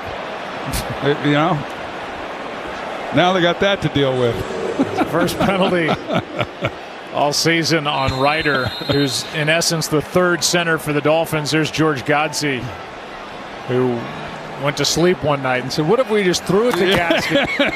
And then he threw it back to Tua. Yeah. And then he threw it back to Gaskin. Yeah, good idea. First and 20 from the 40. Tua protected downfield. There's the rookie, Waddle, to the 25. Well, watch this route. It's the speed there that gets him turned. It's really good work. Again, rookie on rookie. Waddle on Brandon Stevens, and just an excellent route on the safety that gets him turned. 35-yard completion to end the third quarter in a 6-3 game. Thursday Night Football presented by Bud Light. Welcome back to Thursday Night Football presented by Bud Light Platinum. During the break, Tua Tagovailoa and Jacoby Brissett talking it over on the sideline as that 35-yarder closed out the third quarter to Jalen Waddle. See no turnovers, 3 third-down conversions, 4 penalties, 7 sacks, 9 points, 14 punts, and a partridge in a pear tree. From the 25, Albert Wilson trying to outrun the defense, and he does. Justin Houston couldn't bring him down, and Wilson carries for 14. Well, you got a fast pursuing defense, a little misdirection. See if you can't outflank them. Good design. You got Albert Wilson out there, and good blocking on the perimeter as well. It's just a good job, and I think you got to give credit to Brian Flores. You know, the decision to take the ball back in your own territory, called the timeout before the half. It resulted in a field goal. The challenge that he had, that we didn't think there was anything there to suggest that that would be overturned, and then going with Tua. Those are 3 big decisions in this game, and so far all 3 have paid off. And now with a play clock at 1, number 1 has to call a timeout. And we'll be right back after this from Verizon. You know how some carriers give you so little for your older busted phone you just end up living with it? I don't think so. Verizon lets you trade in your broken phone for a shiny new one. You break it, we upgrade it. You dunk it, doggy bone it, slam it, wham it, strawberry jam it, we upgrade it. Get a 5G phone on us with select plans. Every customer, current, new, or business. Because everyone deserves better. And with plans starting at just $35, better costs less than you think. Well, the job done by defensive coordinator Josh Boyer and head coach Brian Flores to just sit on this Baltimore Ravens defense has been impressive. Ravens coming into this game having won 6 of 7. And now they've allowed their offense to make just a couple of big plays to get into position. They have a first down just outside the 11. Leading by 3.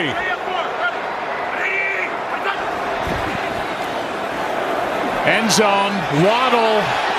Penalty flag on Humphrey. That is so hard. So difficult for Marlon Humphrey. Pass interference. Defense number 44. If that occurred in the end zone, the ball will be placed at the 1-yard line. It's automatic first down. He's got his arms around him, and then at the end you got Waddle, who's trying to keep Humphrey from coming back and making a play on the ball, but that is so hard on a defensive back. I mean, that's what they're tasked with doing, but you're trying to stay up with guys that can run like Waddle and then an underthrown pass. It's tough. Christian Wilkins comes in at fullback. In front of Gaskin. That's where they go, and nothing as Josh Bynes made the play. 2nd and goal. Wilkins, 6'4", 310. Third-year defensive lineman from Clemson. Well, that's their version of Patrick Ricard, the fullback for the Ravens. He's 6'3", 300.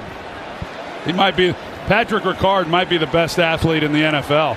I mean, pound for pound. And so they say, hey, we've got our Patrick Ricard. His name's Christian Wilkins.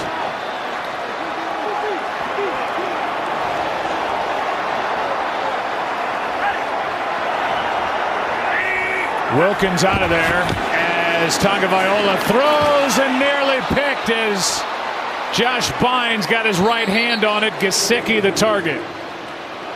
Now 3rd and goal. Josh Bynes has been coming all night long, and he's been in the backfield of the Dolphins making a lot of plays. This time he takes a couple steps up, but then he pulls out, and it's just hard for the quarterback to be able to pick that up. You see, then he gets underneath it right there, and it was going to be a tough play either way. Gesicki, 7 targets, no catches.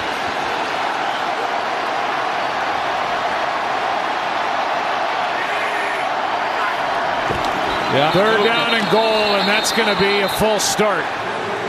As it looked like the left guard may have left early. False start. Offense number 73. 5-yard penalty. That's against Austin Jackson trying to get a head start. And a good call.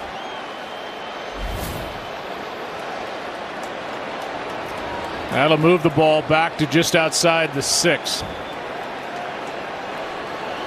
They had a hold down here in the first half on Durham Smythe that hurt him.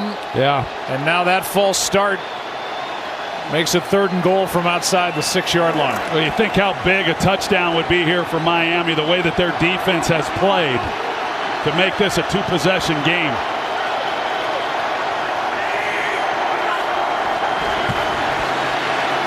Tua throws, flags all over the place. Pass incomplete for Gesicki.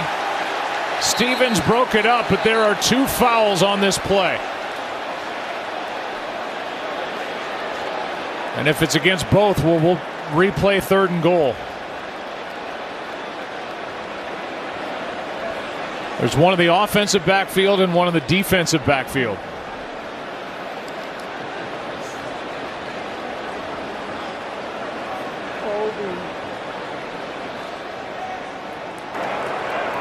There were fouls by both teams during the play. Holding. Offense number 74. Personal foul, face mask. Defense number 23. Those penalties offset. We will replay 3rd down. 3rd down and goal again. It was called on left tackle Liam Eichenberg, and then for Baltimore it was Anthony Averett. So we'll replay this 3rd down, and here we go.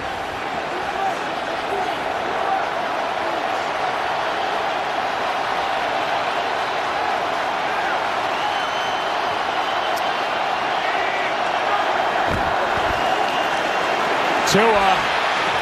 Pass is caught by one of the linemen, and he came up short. Robert Hunt. And they're going to throw a flag back at the 6 now at the end of this.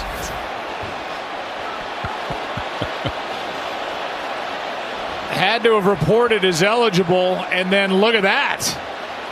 He's across the goal line. And then he lands on his head. Yeah, but he's not eligible, though. That's the problem. I mean, he took it. He lined up at right guard.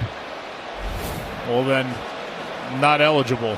Yeah, I mean, but it looked. Here he is right here. Whoop. Yeah, the screen was for Gaskins. He was 37 back there, but the way every offensive lineman that's ever been and is in this league is watching that saying, you go. I mean, he got it and went. Illegal touching of the pass on the offense, number 68. That's a 5-yard penalty. Would be third down. Ronald Torbert's almost smiling when he delivers the message. I'm with you. I mean, it's an illegal touch, but that was a great play by Robert Hunt and would have been a touchdown if it was a legal touch. I mean, watch him. Right guard, 68. Watch this. This is fantastic. I mean, he went and got it. And then reached across, but it doesn't count. Oh, in that film room on Monday I'm glad he's okay. That was not a good fall, but on Monday he's even laughing about it. On Monday when they watch this, he's going to get more grief from his fellow offensive linemen. He may get it on the sidelines when he gets over there. Well, now the ball's back outside the 11, and it'll be the third and goal try.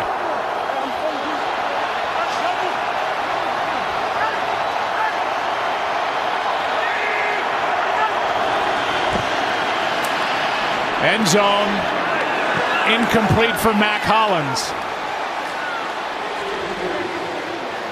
And it's fourth down.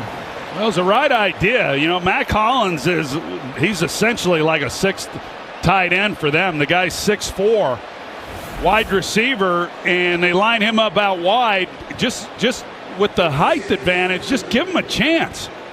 He's working against Anthony Averett, who's 5'11". He's got 5 inches on him, but just too much. 3 red zone trips for the Dolphins, and this their third field goal attempt. Sanders is 3 for 3. But the highlight of the night is this by 6'6", 327-pound right guard Robert Hunt. That's all-timer. He loved it. They all loved it. Why not? Up 6, so the Dolphins just had a moment.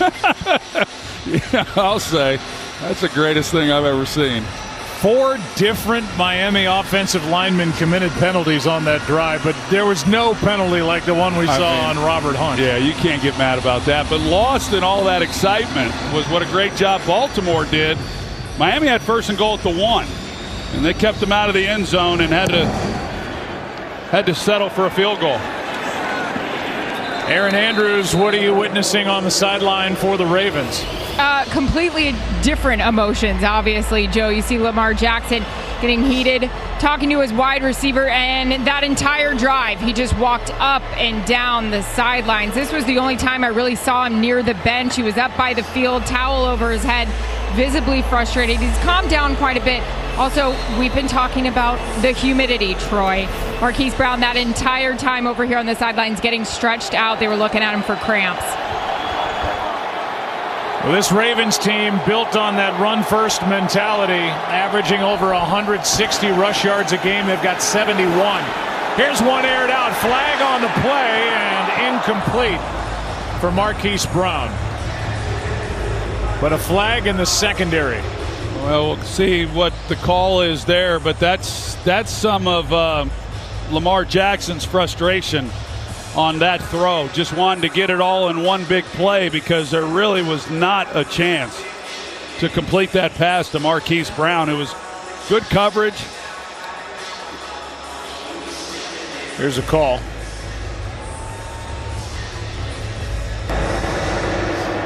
Pass interference. Defense number 25. Spot foul. Automatic first down. Xavier Howard, double move, a little bit of a slant and go, the grab right there.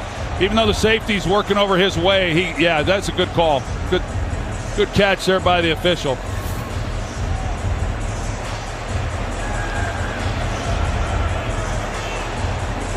It's a spot foul and a 17-yard gain in field position in this 6-point game.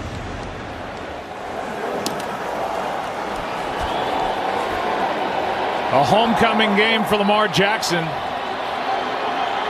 From Pompano Beach, played at Boynton Beach High School, was a Tiger there. Boy, nobody back there again. Nobody. Jackson throws and incomplete for Marquise Brown.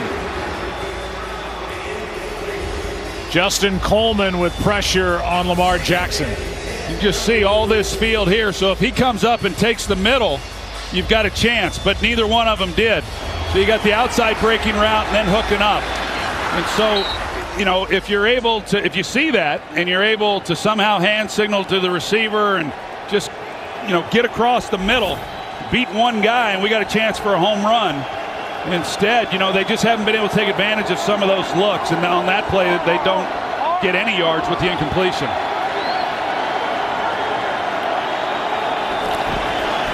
Duvernay. Well played by the Dolphins. As Brandon Jones came up to make the stop, no gain. Well, they're just all rallying to the football. I mean, they are all these white hats. They're fast and they are pursuing, and they're not giving an inch. Boy, that young tandem at safety, they've looked good tonight. Javon Holland and Brandon Jones. Jones made that play, 3rd and 10.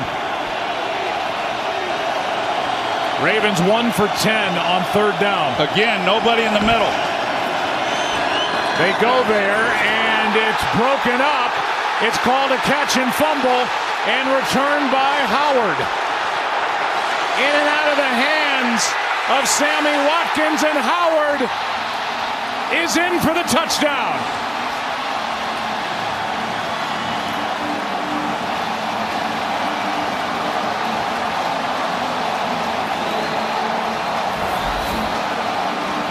Let's take a look and make sure it was a catch. I didn't think it was. That's close. I'm going to defer to Mike.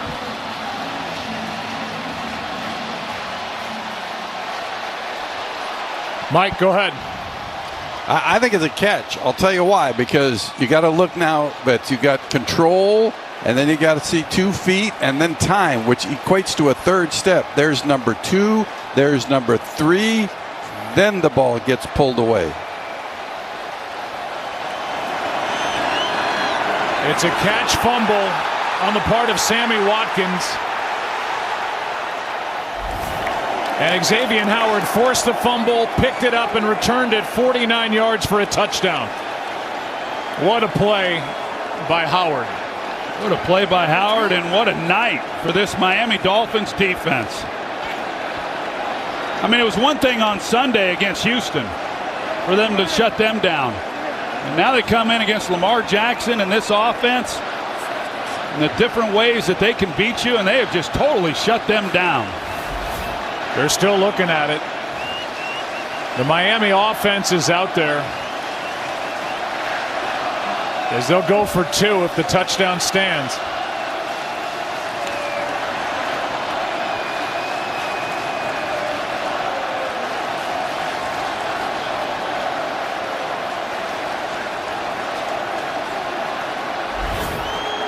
Yep, it's going to stand. It stands. Well, 27 career takeaway for Xavier Howard. His 2nd touchdown. What a play. And now going for 2. 2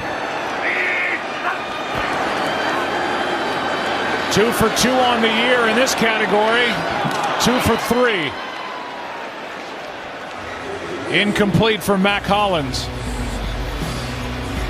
And this is a 12-point game with under 12 to go, as Xavier Howard ripped it away, took it back, and scores the familiar position.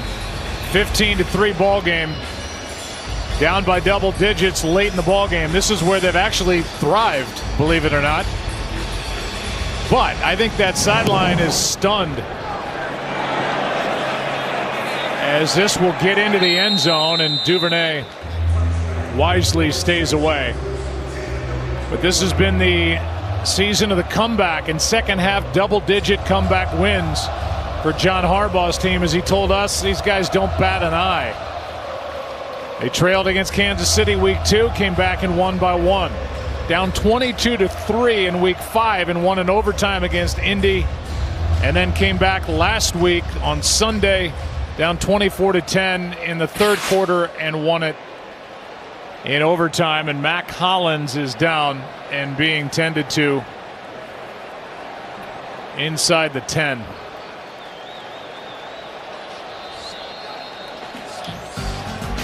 When we come back, Lamar Jackson and this uphill climb for the Baltimore Ravens, down 12. All presented by Bud Light Platinum.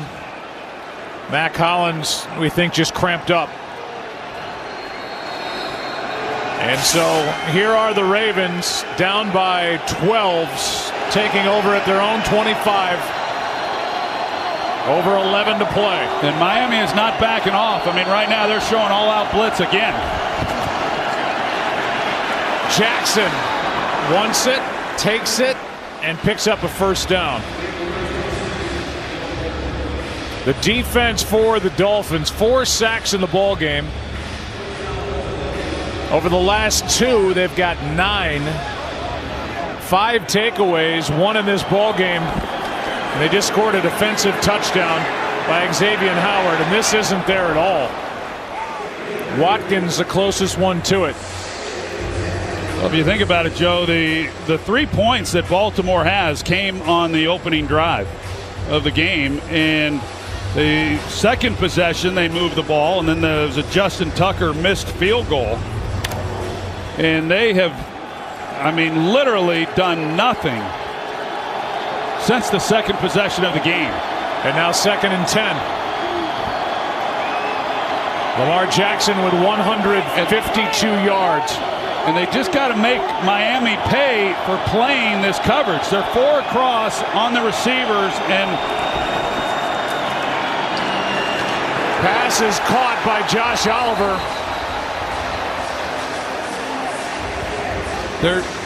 And a gain of just 1. Now you get to 3rd down, and now it opens up all kinds of stuff for what Miami can do on defense. But on the early downs, 1st and 2nd down there, they gave the look where they are locked up. They're giving no help to any receivers, crowding the line of scrimmage. They're not going to let them run the ball. And Baltimore has to come up with a way to somehow get the ball into a receiver's hands, make somebody miss, and then it is out the gate because there's nobody there. The officials get together, I think, because of that last grab. They're talking it over as to whether that was a catch or not. It's a minimal issue. It's a yard one way or the other. You have another. Here's a call. After discussion, it's an incomplete pass. Incomplete pass. Please set the game clock to 10 minutes, 53 seconds, please. 10:53. The clock will start on the snap. So an incomplete pass, and this Ravens team that's 1 for 11 on 3rd down is faced with 3rd and 10. Eric Rowe made that defensive play.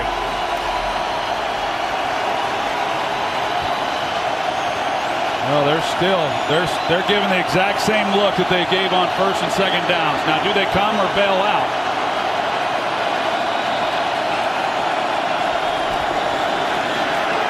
Pass is low and incomplete to Marquise Brown.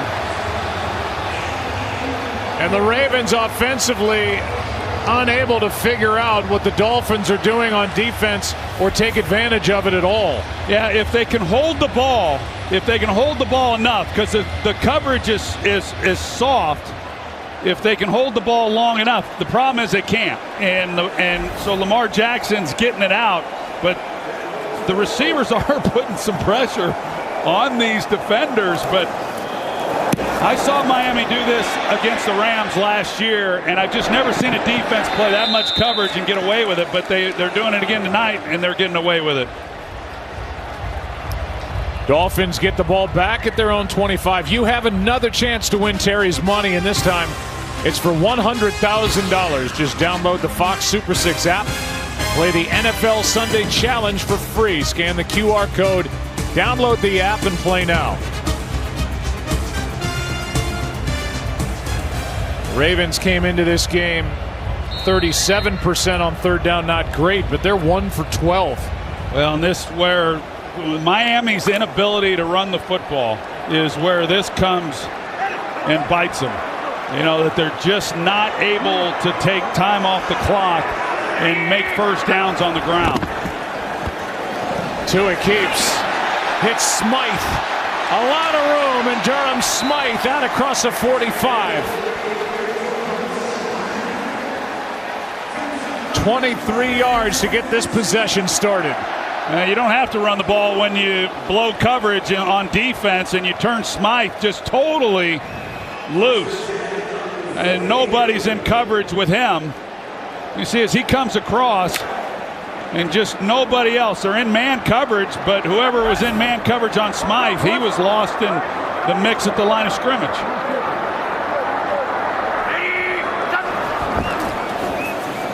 Tua gets hit, balls out, and recovered by Eichenberg. Second time he's done that in the game. Patrick Queen forced the fumble and then was going to try and scoop and take it in, and he never got the ball. That was the problem. Queen knocks it out, and then he tries to scoop it, and by doing that, Eichenberg comes in there. That's a heads-up play by him. And as you mentioned, he did it earlier in the game as well. But, man, he comes flying in there and just takes it away. That's great work. And you can see Patrick Queen wishing he had just fallen on it.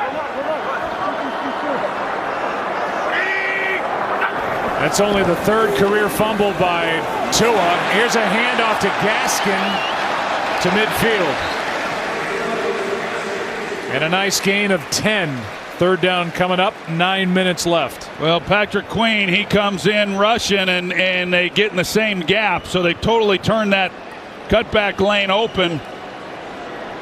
Gaskins, it's been a while since he's seen a hole that big. He almost didn't know what to do. Third down and 8. Ravens need a stop.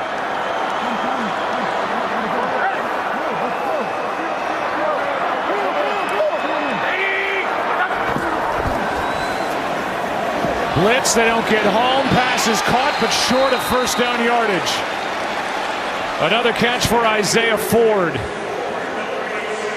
And Chris Westry, who just came up off IR, was there to make the tackle for the Ravens. Well, I mentioned it earlier. I think Brian Flores has done a heck of a job. There have been 3 big decisions in this game, the third being going with Tua at quarterback, and all 3 have paid off. And this is the 4th. Going for it here on 4th down. And can they pick it up?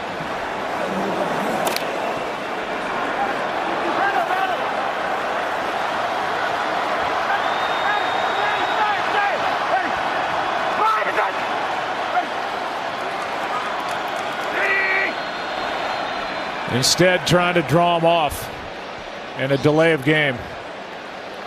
Delay of game. Offense. 5-yard penalty. It's 4th down. Start Saturday strong at 10 a.m. Eastern with a big noon kickoff pregame show live from Waco before a Big 12 showdown between number 8 Oklahoma, number 13 Baylor, and then Maryland takes on number 7 Michigan State.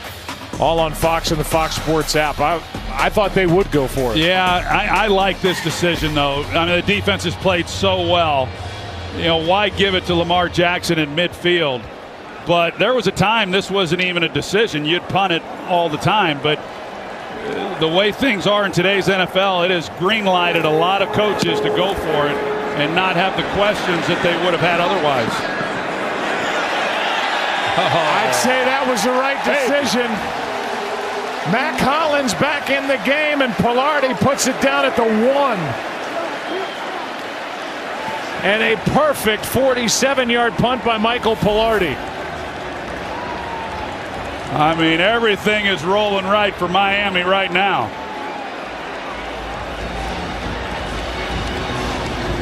Normally, how many times do we see this and the guy has his foot on the line or he can't quite get the ball, and that's the way it's done.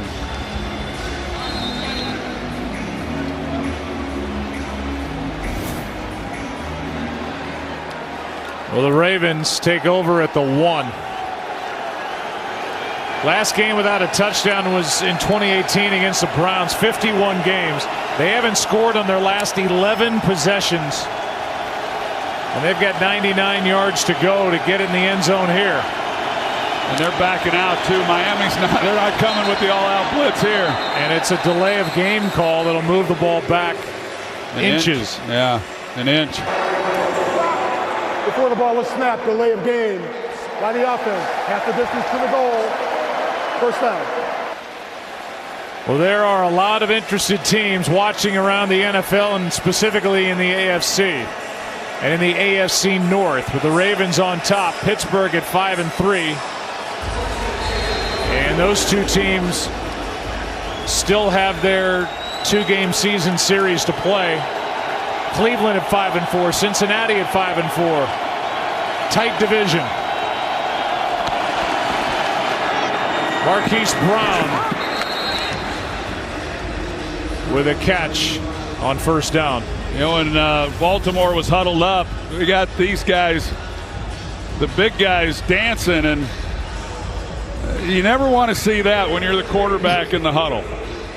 That means that they're feeling pretty good about themselves. And again, I mean, we've talked a lot about Brian Flores, but for a 2-7 team to be playing like this on a muggy night, having the fun they're having, you'd never know they were 2-7. Yeah, absolutely. This has been a night for Miami. 2nd and 3. Jackson avoids the sack and then throws low to Duvernay. And a flag comes in at the end after the incomplete pass. And it's thrown in the end zone. Yeah, here comes Ogba and right. It looks, yeah, it lands on Baker. Defense number 55. 15-yard penalty.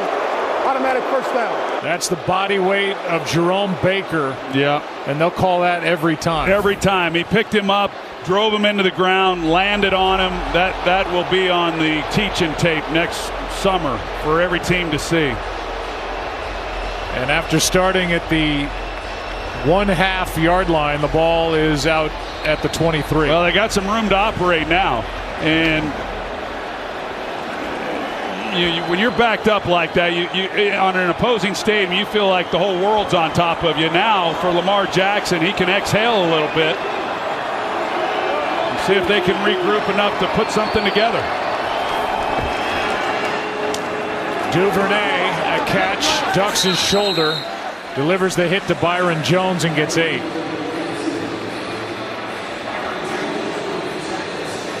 It has, I've said it, it has surprised me for this offense, for what they have, that they just have not been able to make Miami pay for some of these looks.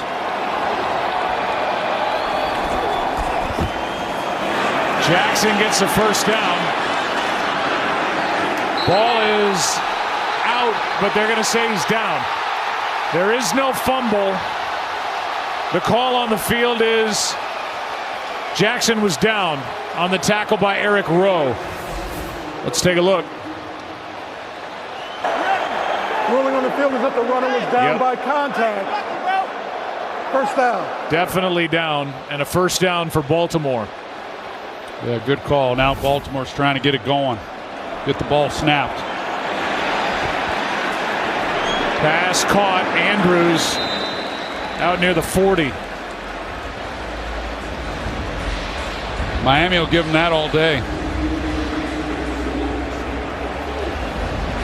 Got the slot receiver with a, well, now they're going to go bunch. They're going trips to the top. Pass is caught, just a flick of the wrist, and out of bounds. Rashad Bateman, first down. When you're given the looks that Miami's given, and now flags down. Well, that might be another late hit on a quarterback. Personal foul, roughing the passer, defense number 8. The 15-yard penalty is added to the end of the play. Automatic first down. I like the first one. I don't like that one at all. But we're seeing these outbreaking routes, and so, you know, the penalty, they're going to get a nice chunk here as they move down the field. He comes in and you know, it's the shoulder pad and face man, and I don't like that. But the outside breaking routes, that doesn't scare Miami at all. If they can get the ball to receiver going to the middle when there's no middle help, that's what That's what they're worried about. Pass is incomplete for Bateman. But the Ravens just got 30 yards, 30 free yards on 2 calls on hits against Lamar Jackson. One by Baker and this last one by Javon Holland. And the ball is at the Miami 37. Under 5.5 to go. Another look at that penalty against Holland. 2nd and 10. Handoff to Freeman. Nice cut. And takes it to the 30.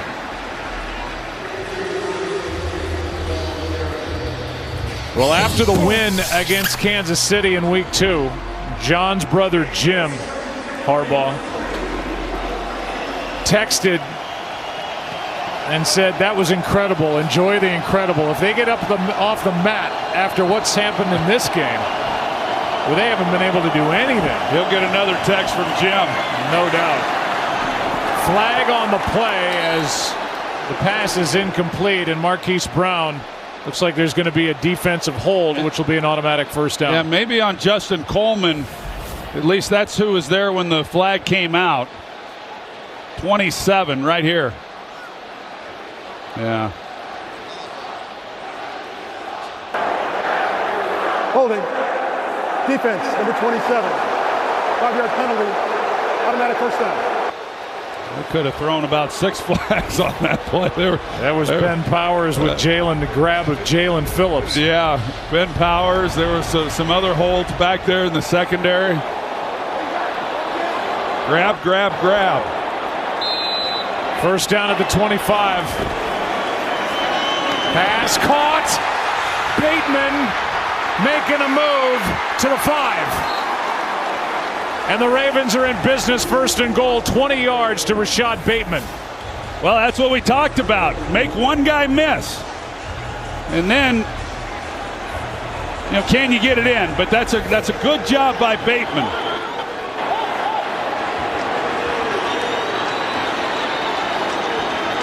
First time inside the red zone for the Ravens. Jackson flips, pass caught. Andrews, touchdown.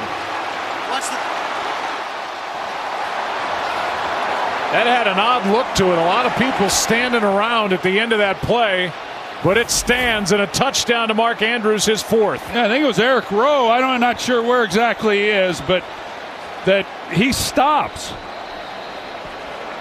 That was just crazy. Yeah, I don't know if they thought they heard a whistle or what happened, but Rowe stops. He thinks the play's kind of dead. This to make it a 5-point game.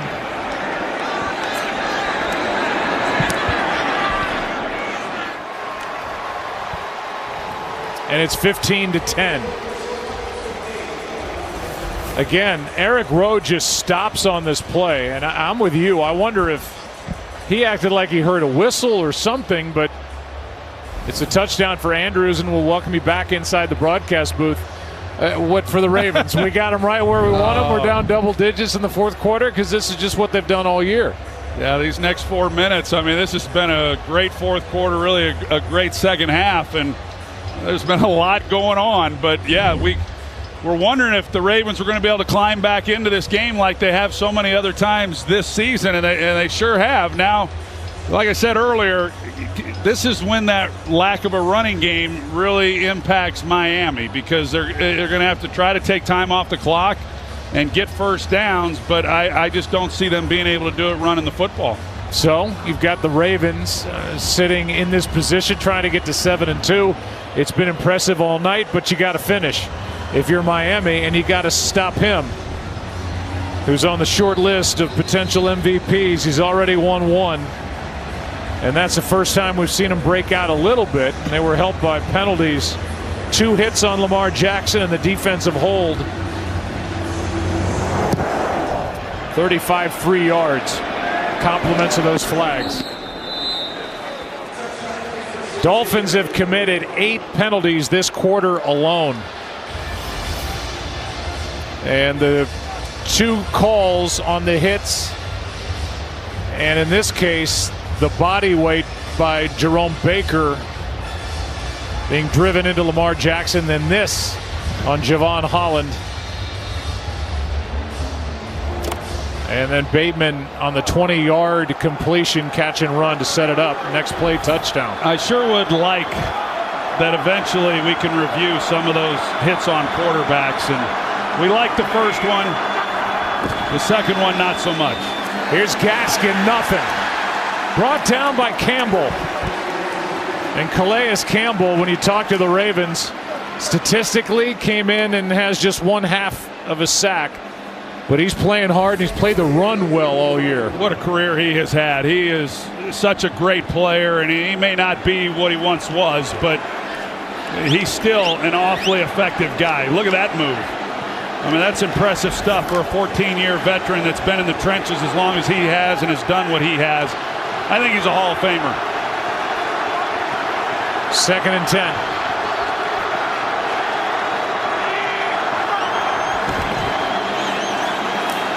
Tua throws wide open.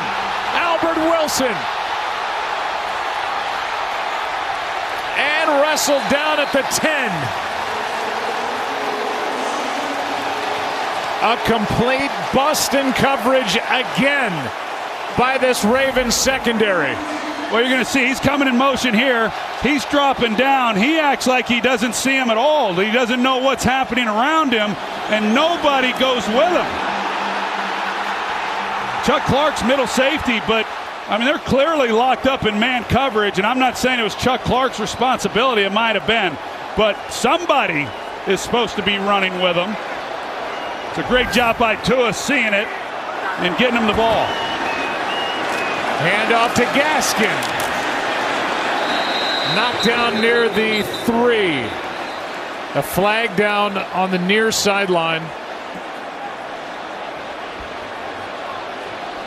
John Harbaugh is beside himself.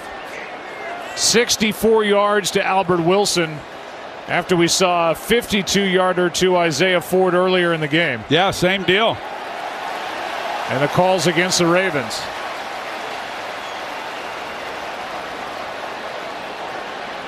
They might have had 12 guys on the field, Joe.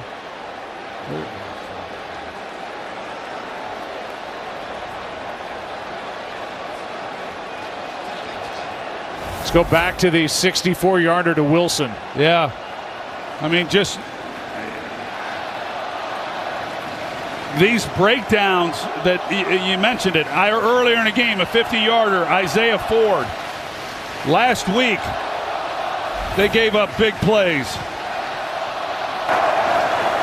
Before the ball was snapped, defense had 12 players in formation. Their penalty is half the distance to the goal. We will repeat first down. Please set the game clock to 2 minutes, 41 seconds, please. 2:41. The clock will start on the snap.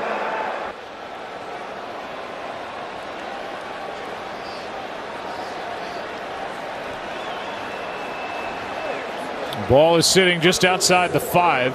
Obviously, if the Ravens can hold Miami to a field goal here, they still have a shot. Right now, 1st and 5 from the 6.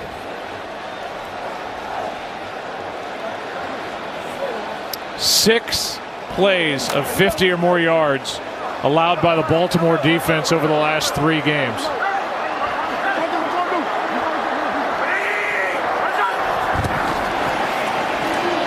Gaskin, nothing. Matabike in there on the stop. Sunday on Fox, the Cowboys trying to flush that game against the Denver Broncos. Take on Matt Ryan coming off a win over the Saints. And the Falcons or the Vikings take on Justin Herbert and the Chargers. Check local listings for the game in your area only on Fox and the Fox Sports app. Across the networks, there's the Cowboy game on Fox, CBS. Late day on Sunday, Seahawks and Packers. Russell Wilson coming back. Packers hope to have Aaron Rodgers back. The Chiefs and Raiders on Sunday night. And the Rams and 49ers on Monday night on ESPN. And we found out before we got into the stadium today that Odell Beckham Jr. is now an LA Ram. I think we could have said it before today, but in case anybody doubted it, I think the Rams are all in. Yeah, I think so. And Cam Newton's going back to Carolina. Oh, boy. Well, what do they got up their sleeve here? Miami, can they punch it in and kind of put the final nail in it, or we're going to let Baltimore hang around and make this even more interesting? That was a flinch by Robert Hunt. False start. Offense number 68. 5-yard penalty. It's second down. He's getting twitchy by the end zone. I was going to say, you don't think he's expecting to maybe get out and get him another pass, do you? I don't. I think he's going to end the night 1 for 1, also known as 0 for 1. Yeah, that penalty was funny. This one, not so much. That moves it back to the 10.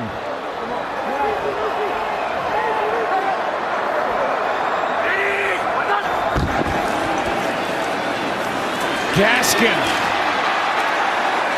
3rd down.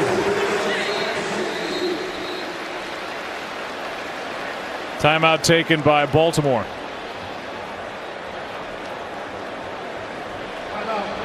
Baltimore after the second of the half. They have 1 left. They have 1 left. It looked like Gaskins, although short of the goal line, it looked like he was going to maybe pick up that first down, because they can pick up a first without scoring.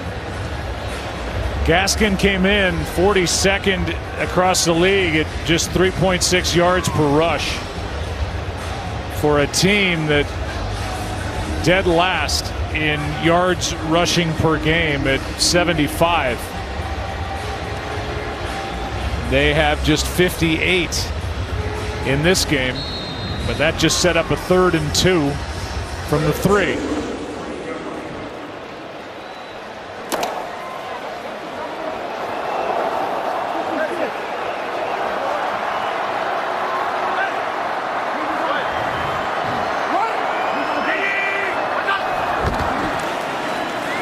Gaskin, he has got a first down.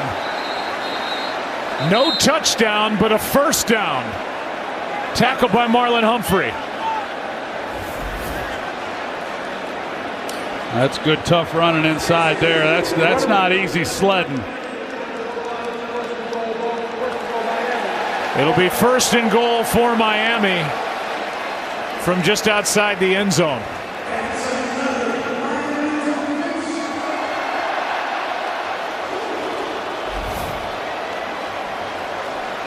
And with Baltimore now out of timeouts as they stop the clock with 2:24 left. Here's Miami with a 1st and goal from just outside the goal line. Trying to put this game away and trying to win for their 2nd straight game. Get to 3-7 and just crush the Ravens. 94 is eligible. 94. As big Christian Wilkins comes back in as the fullback. That's 94 eligible, not 68. That's right. There he is, right there at fullback. I'd like to see him hand it to him. Tua takes it, and no signal yet. Touchdown! Touchdown, Miami!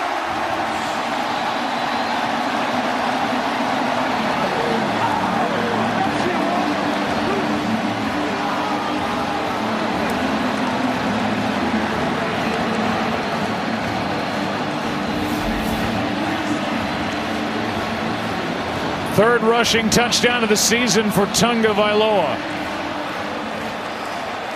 What a job by Miami to be able to take that drive down the field and score. And for Tua Tagovailoa, who's dealt with all the rumors that you talked about earlier about Deshaun Watson potentially trading for him, decision with Brian Flores to go with him at quarterback, and it's paid off.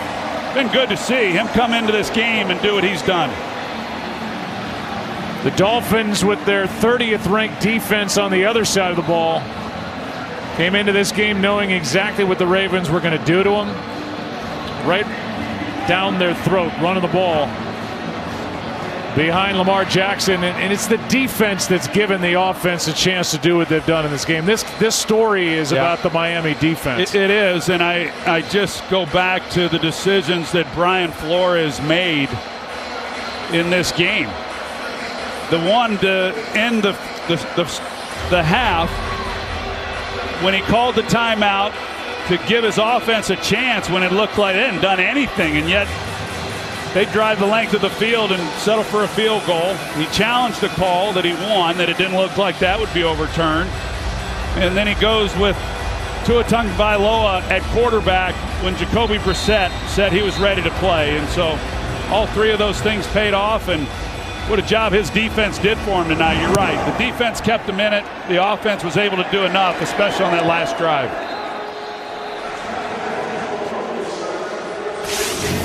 And just to recap some of what we've seen in the game. The right knee injury by Jacoby Brissett. He said he was okay to go back in. Tagovailoa took over. We saw a catch fumble by Watkins, returned by Xavier Howard. The first touchdown of the ball game, fittingly scored by the Miami defense. And then Lamar Jackson moments ago found Mark Andrews for a touchdown.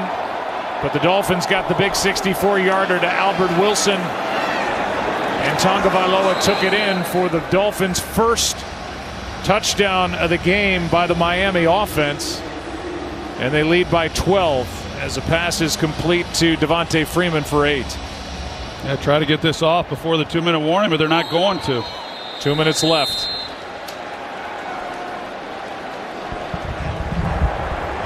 This is the 2-minute warning. 2 minutes remaining in the fourth quarter.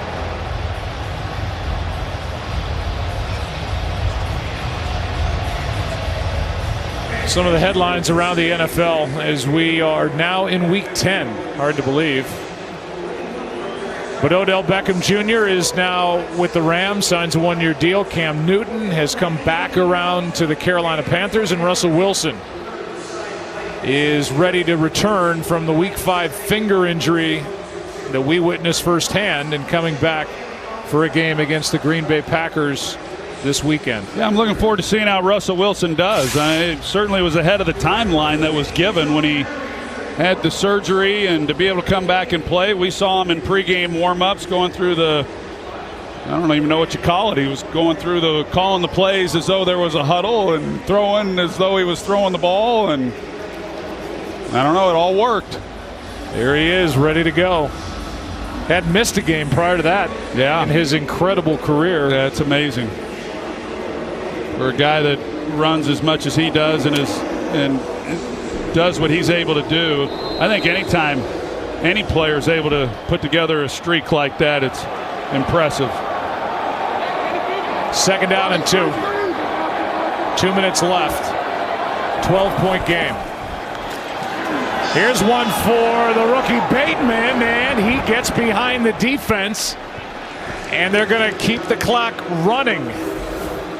And a big play here on 2nd down of 30 yards. Well, that's just a mistake. Byron Jones, that's the one thing you can't do in this situation, is just give up the big play.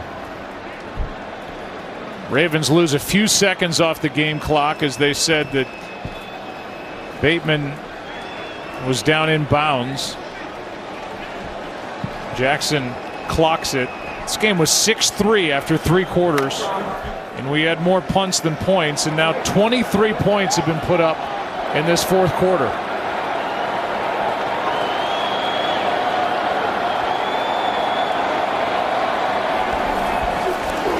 Quick throw, pass is caught, and Bateman can't get out of bounds again. Tackled by Baker, gain of 6. Good job by Baker keeping him in. And now it's 3rd down.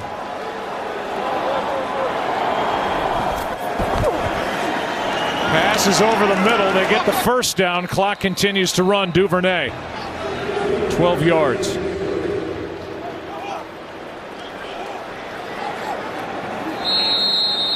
.107 left.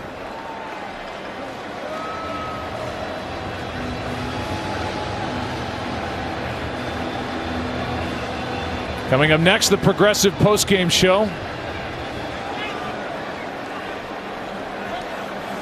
Brian Flores, in his third year as head coach, has put together a game plan and an effort by his team. Throw an upset here tonight.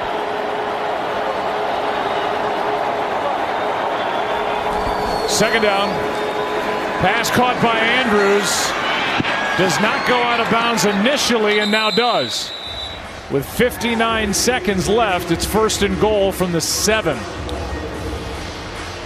You think about it, Joe. We talked about it early in this game. You see that last play, that on a short week for Miami to get ready for this attack, it's hard in a full week. And then to do it on a short week and shut them down the way that they did. I mean, I think that's a lot better than even what the stats will show. Jackson throws incomplete. Chased by Brandon Jones, the safety. Well, Baltimore had outscored Miami the last 3 times they had met, 137-16, and won 8 of the last 9. And in Lamar's MVP year, week 1 of 2019, beat the Dolphins 59-10. But it's 22-10 Miami. 2nd and goal here.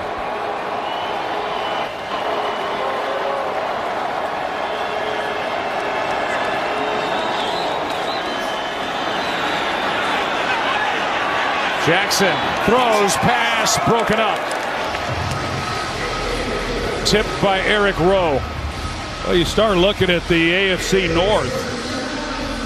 Assuming, hey, I don't count anything anymore, but assuming that Miami's able to hang on to this one, that division gets a whole lot tighter.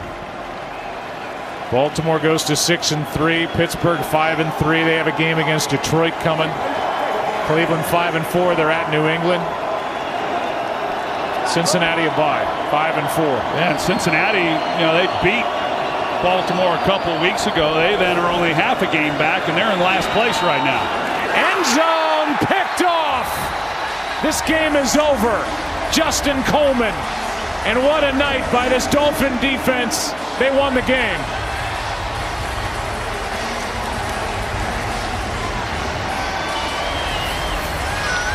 Pretty fitting that this is the way it ends for this game tonight, with the defense. Yet another takeaway, and Justin Coleman intercepting that pass. Agba had pressure, and Jackson's just trying to make something happen. Hope for the best. And Coleman gets his 2nd pick. And not a happy return to South Florida for Lamar Jackson. The producer of today's game, Richie Zients. The director, Rich Russo. The associate directors, Jake Jolivet, Rich Gross, Jordan Wolf. Broadcast associates, Casey Garland, Grant Lounsbury. Technical producers, Pete Chalveris, Chance Koulis. Technical director, Colby Bourgeois. And the audio mixer is Jamie McCombs. We'll see one more snap, and then it's night-night. Night-night. 22-10. And 2 wins in a row for the Dolphins. And a road loss for the Ravens here in Miami.